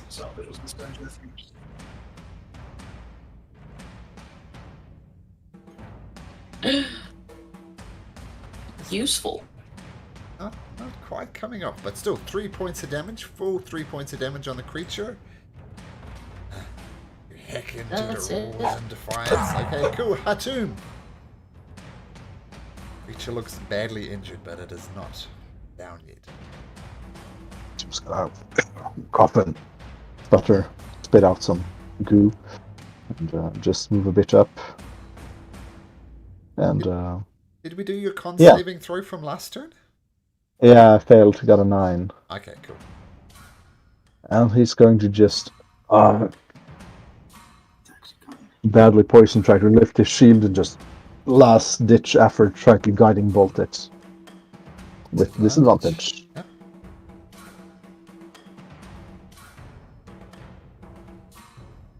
Oh, that hits. Roll damage.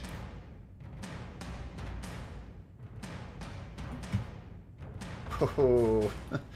Okay, so it explodes on the creature. It looks very, very badly damaged, but it's not quite down. Oh, get your revenge. The veteran will swing his longsword at advantage thanks to the guiding bolt and rolls a 12. Says, why won't this thing die? Kaelin.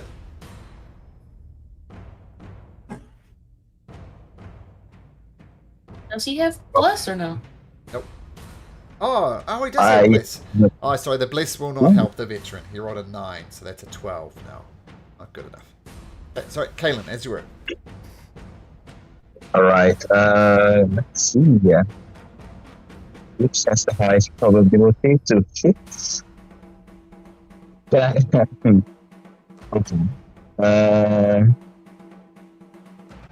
Yeah, I'm gonna go.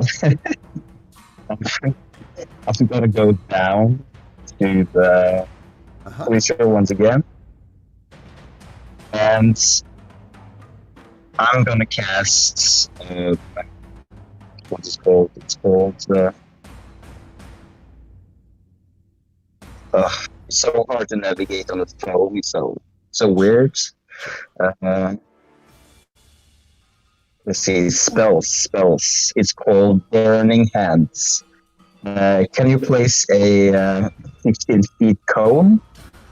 Oh, well, the cone's going to hit this guy anyway, right? So that's fine. Yeah. Cone's going to hit this guy But and I'm nobody else. thinking if it's not going to hit any allies, I don't think I can place it myself, but yeah, it looks fine, doesn't it? Yeah, that's fine. Yep, you're good. It's for the body of the dead veteran, but yeah, Okay, it's fine. What do I need to roll, or is it an attack? Yeah, it's a dexterity saving throw. It's dex 13, but it takes half damage anyway on a successful one. Or was it 10? So full damage. Okay, cool. Are you able to aim the cone away from the hawk and still hit it? Since it's coming from a point from his hand, I'm going to say yes. Yeah, the hawk's in the air, yeah. Yeah, because the hawk's above the thing's head. Easy enough to avoid. Easy enough to avoid. So And that's 11 burning damage, fire damage. you do more than 1 point of damage. I have a question for you. More precisely, my wife has a question for you. How do you want to do this? I'm gonna place my hands on the eyes of the demon and ask, "Are you sure you're not flammable?" And then I'm gonna set it ablaze. And with that, the creature falls.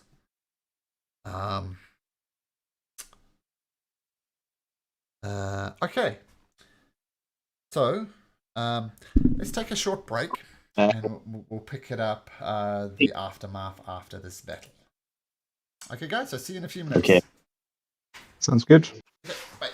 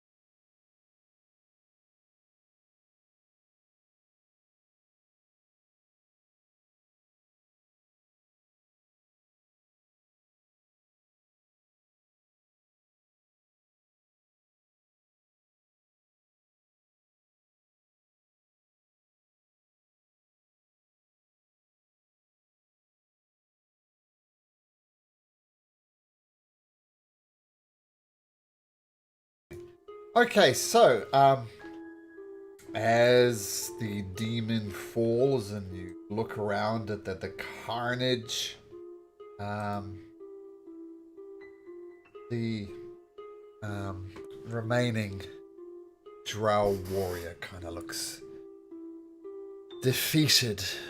Not in body, you guys have healed him up quite nicely, but he's looking very, very down.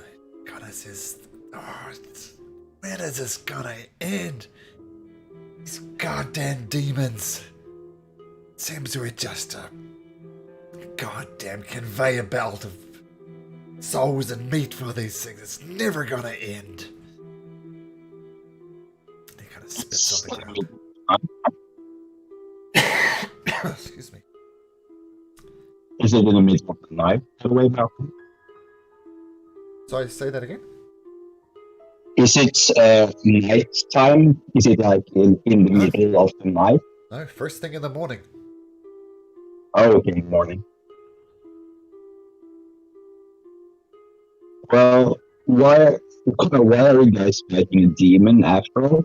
Shouldn't you, well, not be fighting demons? That's a fantastic idea. I'd love to be not fighting demons, but when a goddamn demon attacks me, be damn sure I'm gonna fight back. Where did this thing come from? It comes from... See, Bazzoxan was a mining town. That's what we did. It's a mining town. Somebody dug too deep and opened up a portal to the abyss itself, if you can believe that. And ever since then, demons have been pouring out of that place. Magic users, great and powerful, have tried to close up the portal, but with no luck. The demons continue to pour out. Now Bazzoxan once was a mining town. Now it's just a goddamn slaughterhouse. Reinforcements come, reinforcement dies. Like, I'm sad that these guys have died. I mean, at the end of the day, we're all just effectively mercenaries trying to earn some money for the family. I'm sorry they died, but they're just one more. If you'd be so kind, maybe just help me get them back to Bazzoxan, and we'll take them to the crematorium. I think that would be best. Yeah, they should be received as proper burger rights. So while we're kind of all gathered up here around the demon, Amber would pass out her last 5 good berries from yesterday to herself and the 4 around the demon here. Okay. And casting Cure Wounds on herself a couple times, everybody else heals another 8 hit points. Cool. That brings us Drow all the way back up to his max hit points. So nice.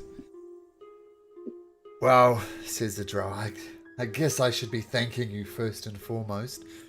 Don't know why you're assisting with a demon, but I appreciate it. I owe you one. Thank you. Well, did you say that people are still living in Bazzoxan? Well, Even if it's overrun by demons, that doesn't sound like a very healthy place to live. oh, it's a tough gig, no doubt, but it's excellent money. So, balances out.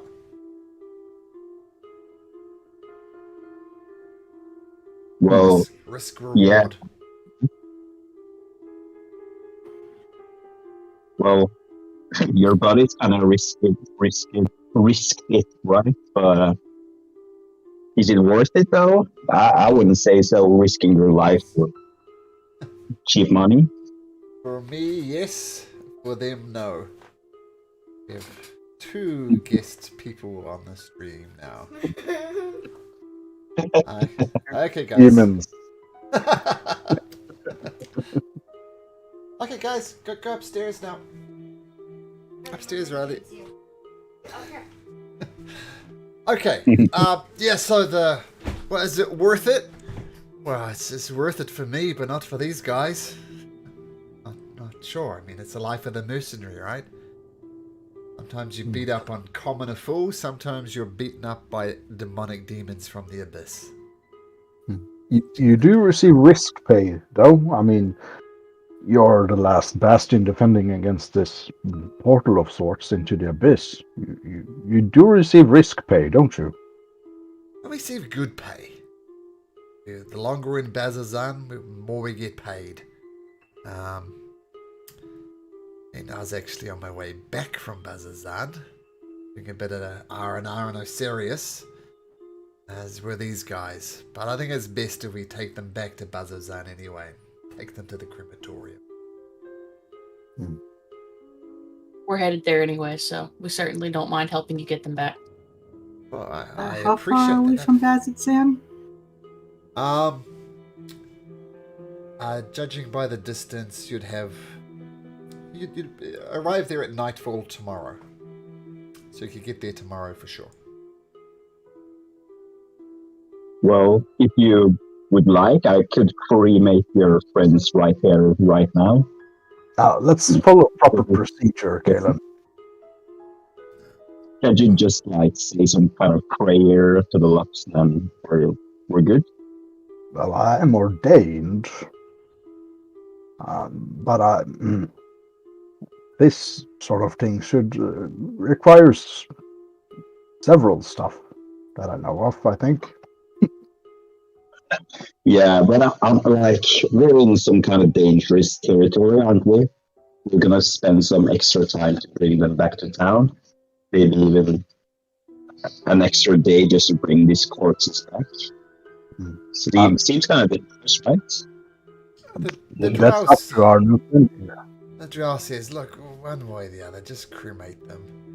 And the reason why we cremate them as soon as possible in town is every so often we get a best way to describe it is a ghostly demon, and they infect the body of the dead, and then the dead rise and fights on its behalf. So cremate them here, cremate them back in town. As long as they're cremated, that's the main thing. Could we bring some kind of token from them to Bazzoxan for their spiritual burial or whatever? To make things easier for ourselves and not waste our lives just to bury these people.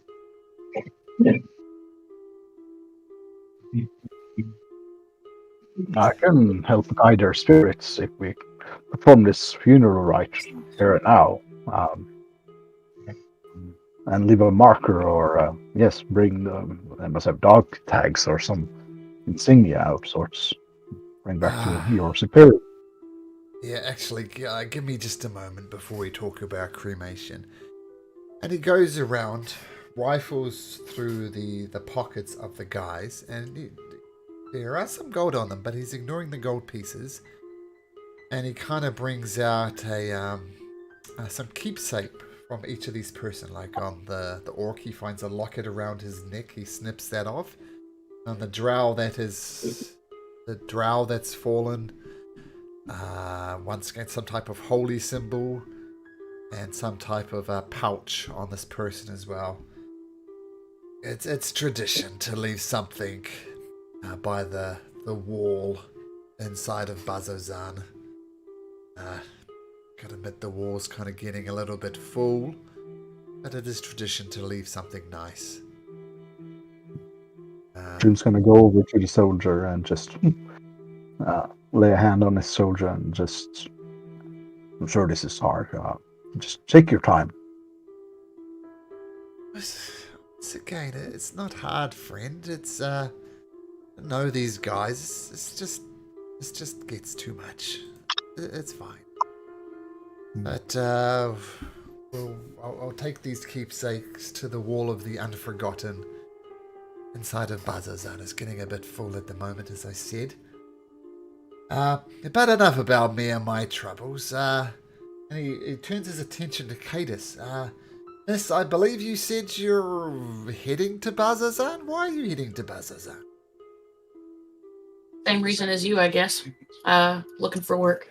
Mercenary work? Oh, can understand that. I'll make a deception check, Cadus. It won't be a particularly high DC because very believable story, but it is technically a lie. Yeah, well, yes, the guy seemed to be made of pretty stern stuff. Saw the way you handled this demon. I saw the way you healed. Maybe you'll do better than most. Anyway, shall we set these sons of bitches alight and be on our way? Rules to have fun reading. Sounds like a good plan to me. And I'll just look over at Kaylin. Yeah, I guess we shouldn't waste daylight, right? Let's try to fetch some quick woods and burn these woods.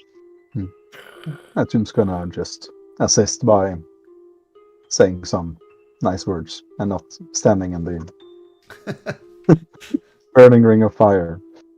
All right.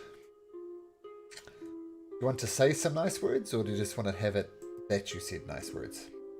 Oh yeah, just performing the usual funeral rites by as such done by the priests of the Luxon.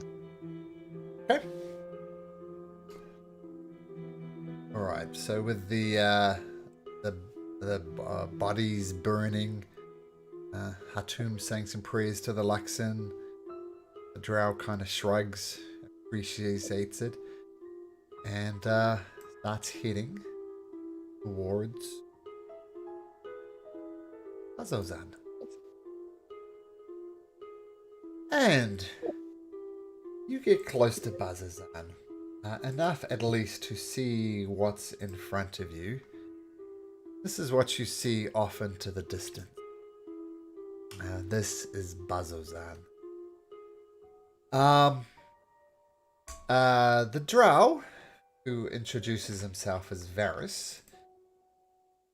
You see that temple-looking thing above Bazzoxan, and he points to that thing that's rising with kind of the circle in the center of it. See, that's the Betrayer's Rise. People tell me it's a temple from the time of the Calamity. I'm not sure if that's true or not, but it's definitely where the demons are spewing forth from. I've also said magic users have attempted to shut it down, close it off, close the portal. Nothing's come off it though.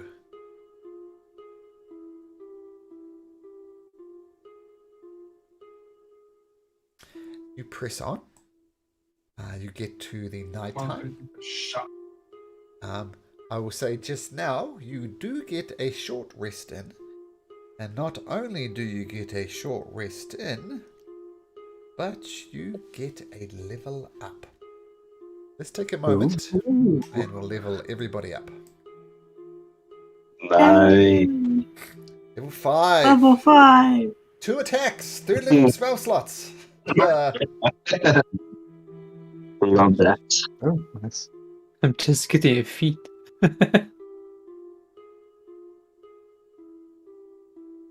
Reroll that, Cadus. You can reroll ones or hit dice. Reroll that. Yeah. It's an improvement.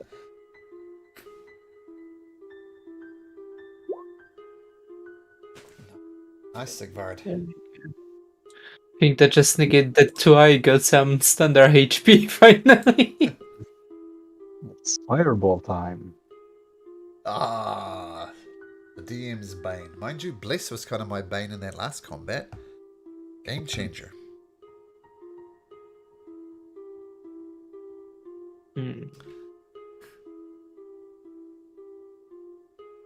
Alright. Hatum, what's your new hit points? 51. One. You. Kaylin, what's your new hit points?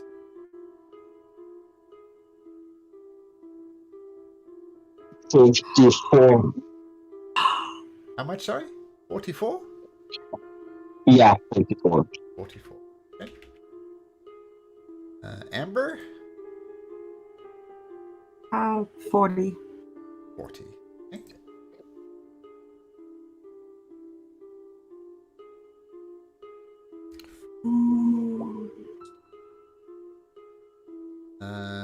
Sigvard? You hit points? Yeah, just checking now. So I think it's gonna remove that modifier. Just give me a second. So for the modifier that I applied, 53. No. 53. Wow. Okay.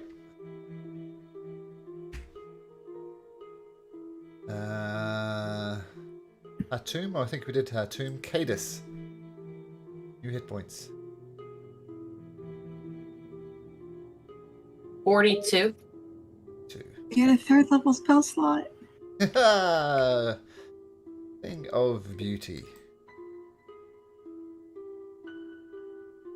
Okay. That's great about this third level spell slot. Spell that I picked up for it doesn't cost material that costs 200 gold. Nice. We'll see if we can find one in Bazzoxan. Or sure we got some more money. 100 animals. Nice.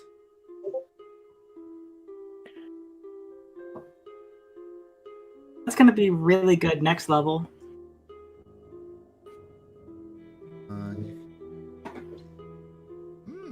Interesting. So that spell is going to be the DM's Bane next level. Well, no, because the way I'll do it, I mean, like if you summon, the 5 snakes, they'll all act on the same turn, and it's kind of relatively easy to take care of in roll 20. So that's how we're going to do it. They each get 2 more hit points per hit die next level, and all of their attacks will be magical. That type of Bane for the DM. Okay.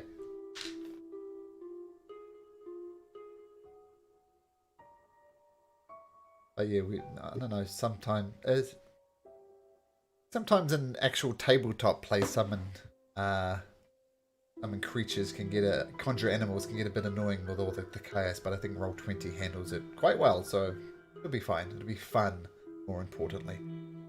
Oh yeah.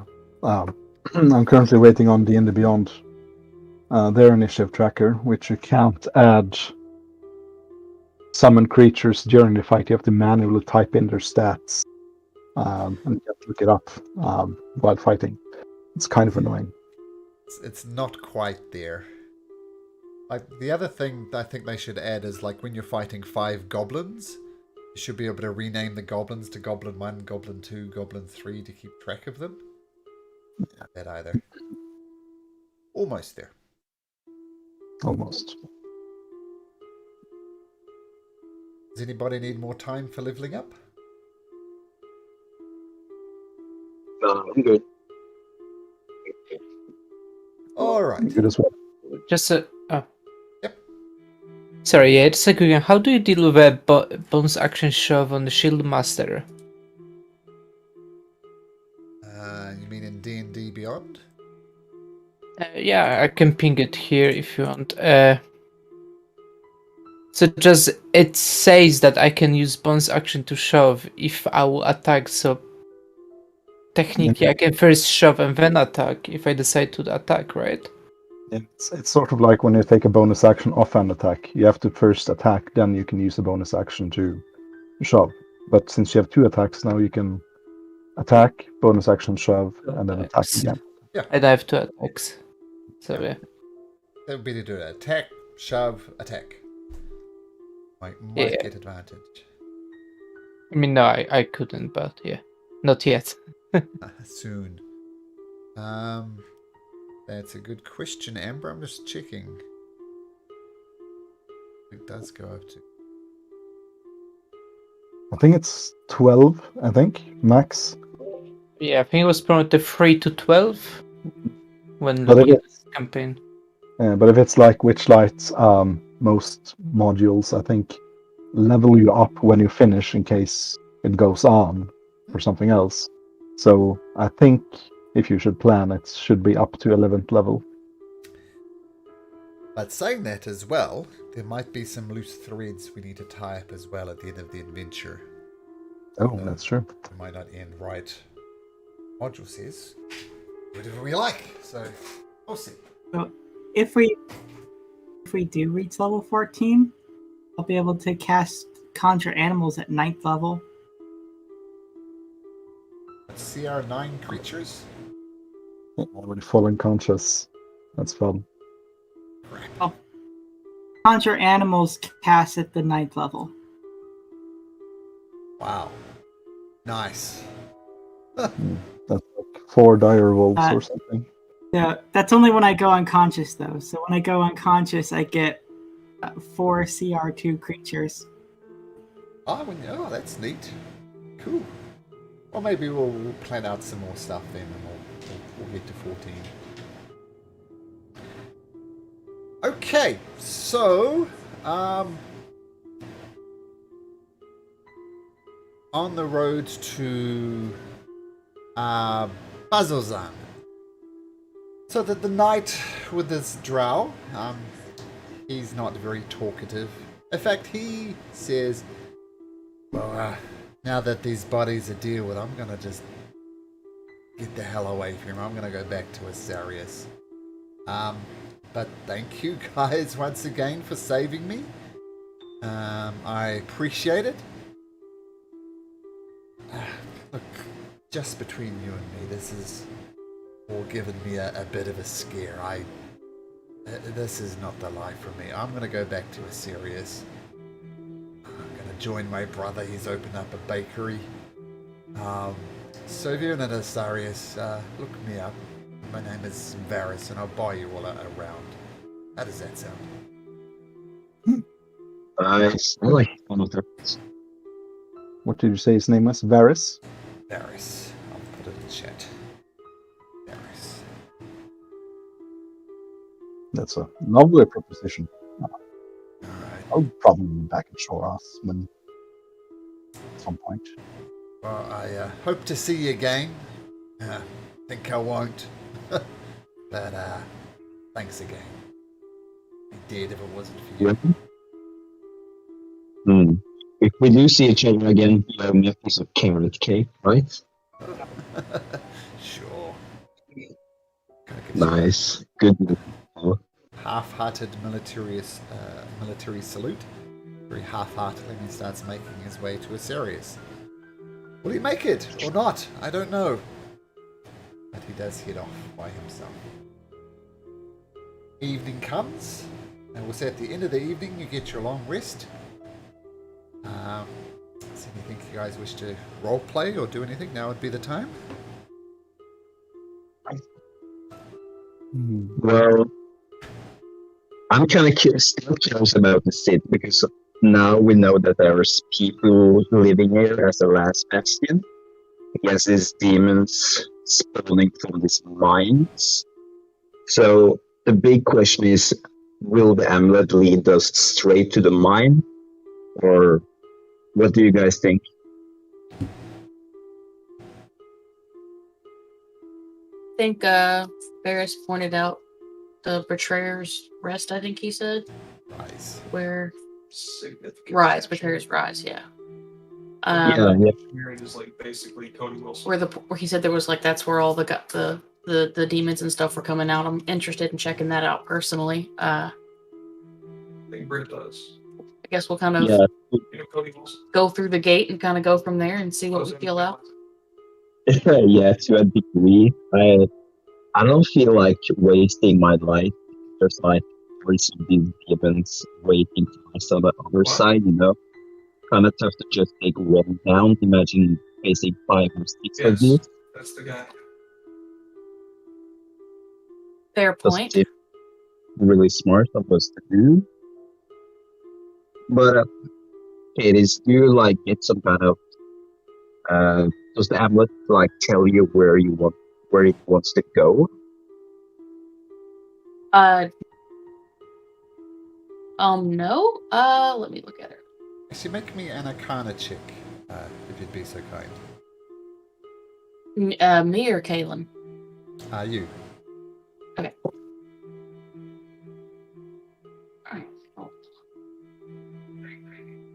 So you stop and focus on the jewel of 3 pairs, and you do notice it's slightly off your chest, and it's ever so slightly pulling away.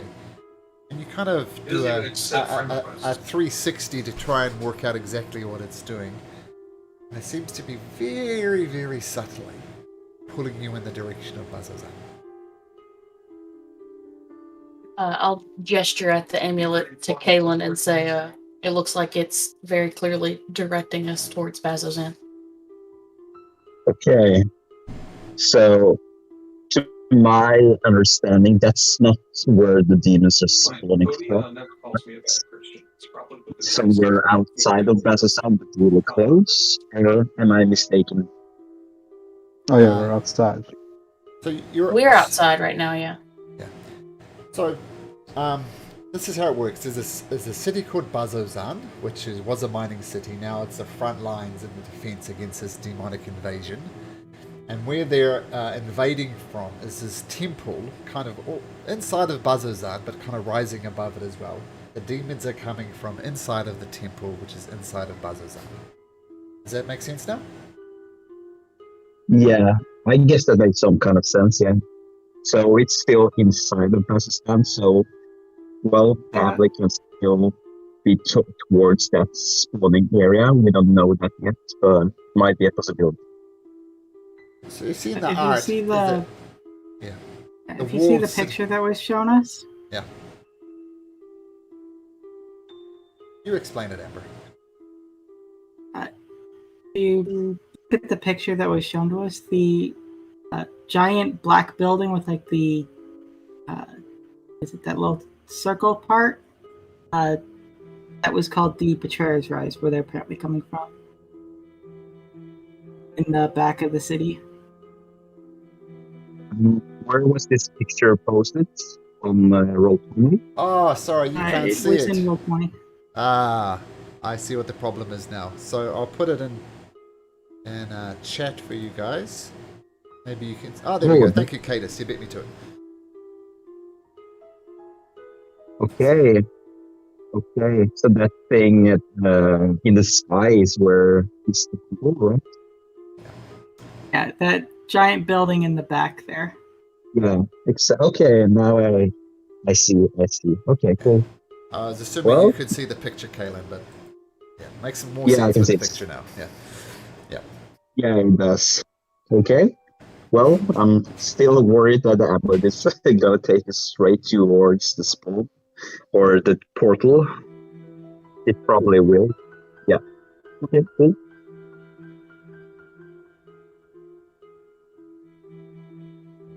Okay. So, long rest successfully activated. Leveled up successfully activated. Achievement unlocked. And you push forward for the rest of the day. And finally, you arrive at Bazzoxan.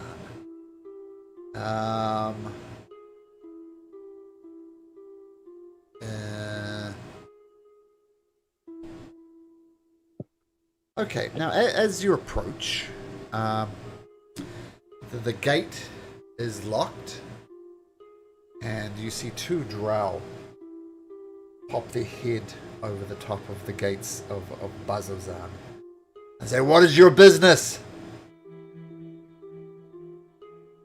Oh, excuse me. We're looking to enter the city. First time I met For what purpose? Well, we thought.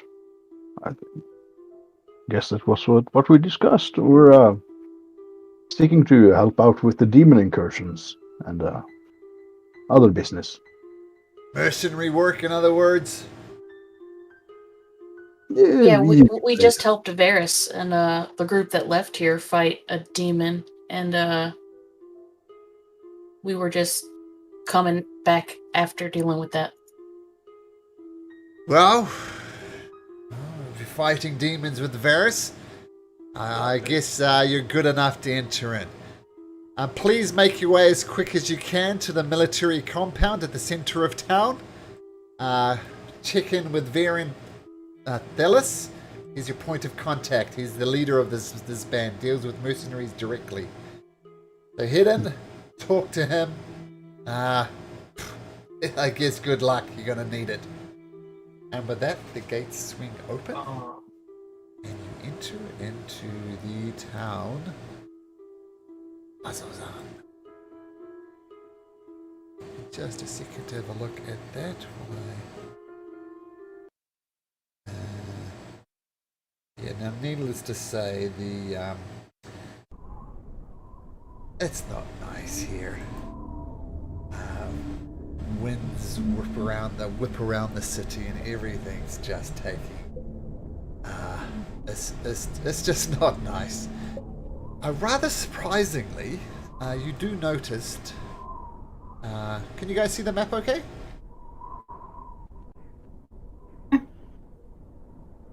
Yep. Yeah. It's clear. Okay, cool. Okay, you see, like, Betrayer's Rise, like... Actually, I put some of these things... click properly. So there's Bazzoxan. Up here is how you'd get to the Betrayer's Rise. Towards the top. There's a scale of the place.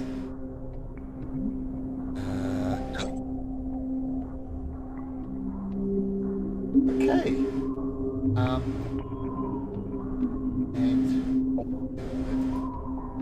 And you were...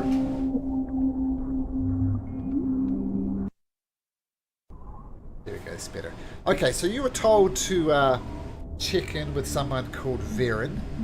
Varin, he gives you directions to the place, the Gatehold Barracks, which for some reason has a mysterious B4 hovering over the top of that. So he directs you to there. What do you guys do?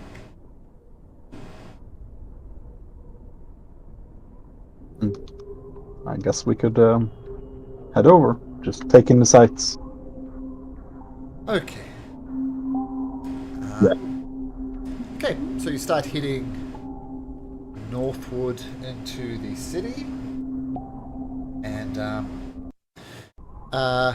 roll me a d8. We'll start with Sigvard. Roll me a d8 if you'd be so kind. Oh, me first. Yeah, sure. D8. 3. Okay. Okay, as you're walking through there, you see a drow woman. Now, those who know drows know that they live a reasonable, quite a long time. This particular drow, she looks old. Face is kind of sunken a bit. Her normally long, luxurious, pure white is kind of scraggly almost. And you look at her and she's got her armor is plainly been patched up more than once. And she sits down with her 2 children.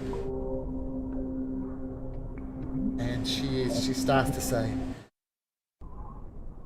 "Look, children, by the grace of the gods, I've survived longer than I should. But my luck's about to run out. So I'm not sure if it's going to be tomorrow. I'm not sure if it's going to be next week. I'm not sure it's going to be next month. But here's the thing. My time is running out. These demons are going to get me. When I die, you 2 need to be brave." And you see these children are both about 8 years old. Just little miniature drow people. And she says, "When the time comes, I'm not going to be here to protect you anymore. So you need to go as quickly as your little legs will carry you. and get to Asarius. Leave this place. I'm going to fall. I don't know when, but I feel it is soon.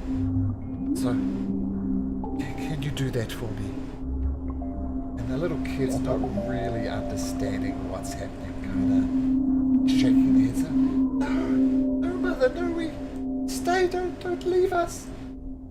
He said, look, I'm gonna have to leave you. It's the natural order of things. Forgive me. And she gives him both a peck on the forehead, and then she kind of gets this battered sword from her thing and obviously starts to get a watch, but the kids just grab her around the legs and she says, don't go, no. And it seems as if her duty, her soldier, her honor kind of breaks down for a second, and she leans down to her children, just hugs them, and they all start quietly sobbing together.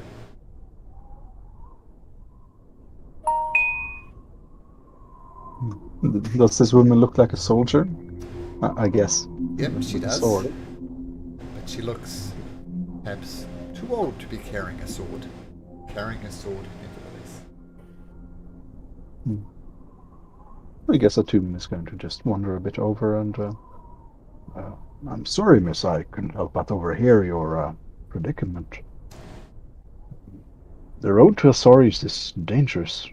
Is it possible for you to go with them? Or are you bound to a duty? And she lets go of her children. She stands up and kind of wipes the tears away from her eyes and says, This is my blind friend. I am honor bound.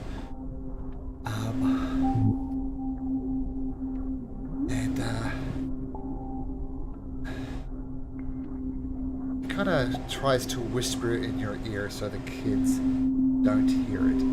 And she says, look, friend, for reasons I don't want to go into, I have literally no money.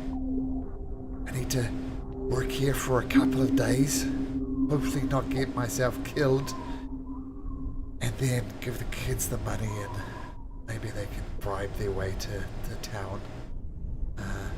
Maybe on one of the patrols that are heading back to Asarius. They're gonna need money to do that. I have none. How much money would that be? How deep is the ocean, friend? Well, by the light of Luxon, I could... I do have some money I've spared up. Taken from two badders, if that's a word. Would 20 gold get you to Azorius? That's it, friend. I don't think my time for here is much longer. But I'll maybe get one of them to Azorius. I'll retrieve a pouch and hand her 20 gold.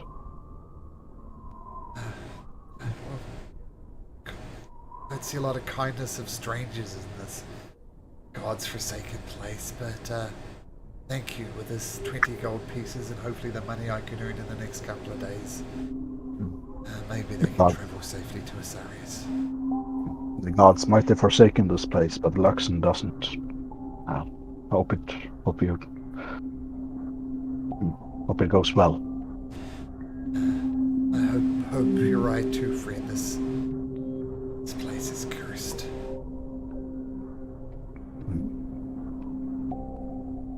By the way, we've been told to seek out Varin Thelis. Know anything about this man? Oh, Varin Thelis. If there is a leader of the town, it is Varin. He's a drow gentleman. He's a good sort. Yeah, he wields a glaive. He's pretty damn awesome with that.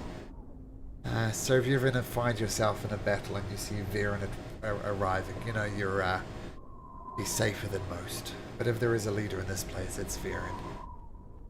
Very busy man, very stressed, but he tends to make time for everybody. To be perfectly honest, if it wasn't for Varen, this place would have fallen a long time ago. Good sword. Sounds like a good man. Good man. Yeah, see if you can get your kids to a caravan with protection. Thank you. No, thank you. And with that, she takes a deep breath and heads off into the northern centre of town.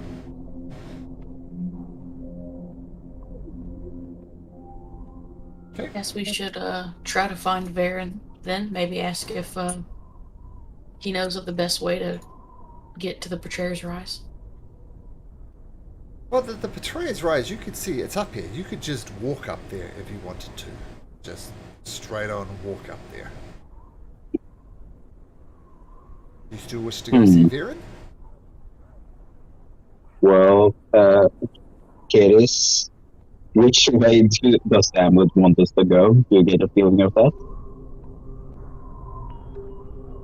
There is a pool on the amulet ever so slightly to the north. Just slightly, though.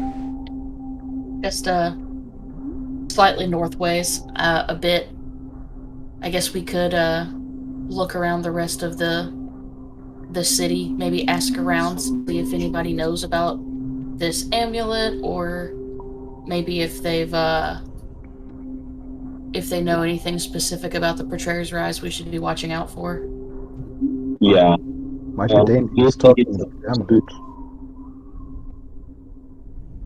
What did you say, Hatum? Oh, sorry. No, just might be dangerous to talk about the amulet to random people. Yeah, I agree with that. Let's seek out this leader. He might know more than most. He can guide us if there's a magic practitioner that knows perhaps more about this, and we'll stay a bit quiet about it. Yeah, I think also we should just ask around, gather some knowledge, but don't be too open about having this amulet, because we don't really know anything about it yet, do we?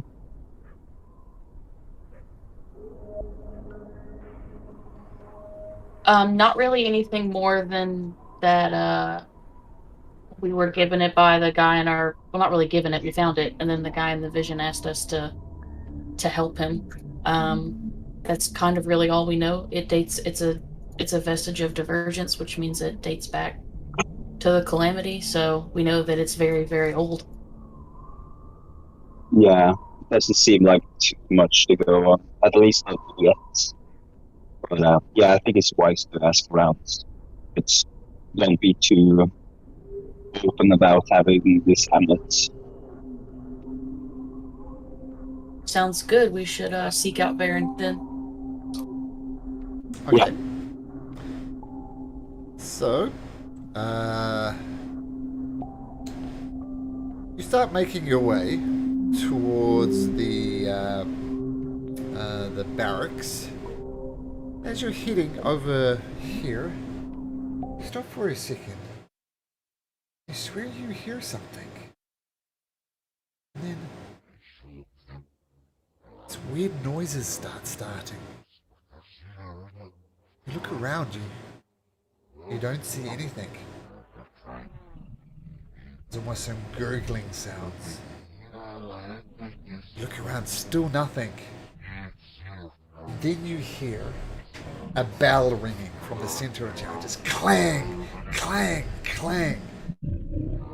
And you see the soldiers around, and all around you, almost appearing, boom, boom, boom, boom, boom. You see some creatures that I've been hinting at for a while. You look around, and these horrible monstrosities with mouths and tentacles and eyes start making this horrible gurgling sound. They... Can I cast a spell? Can I cast Comprehend Languages? Okay, so you cast Comprehend Languages. Try and understand what they're saying. Listen closely. It's just nonsense. Utter nonsense. And you see them spring up, several of them close to you. And next week, we will roll for initiative as we resolve this one. Incredible. Conversation underway. Alright, thank you guys. That was fun as always with you guys, and we'll see how this plays out next time with your level 5 characters. 3rd level spells. Okay, thanks guys. Oops. Oof.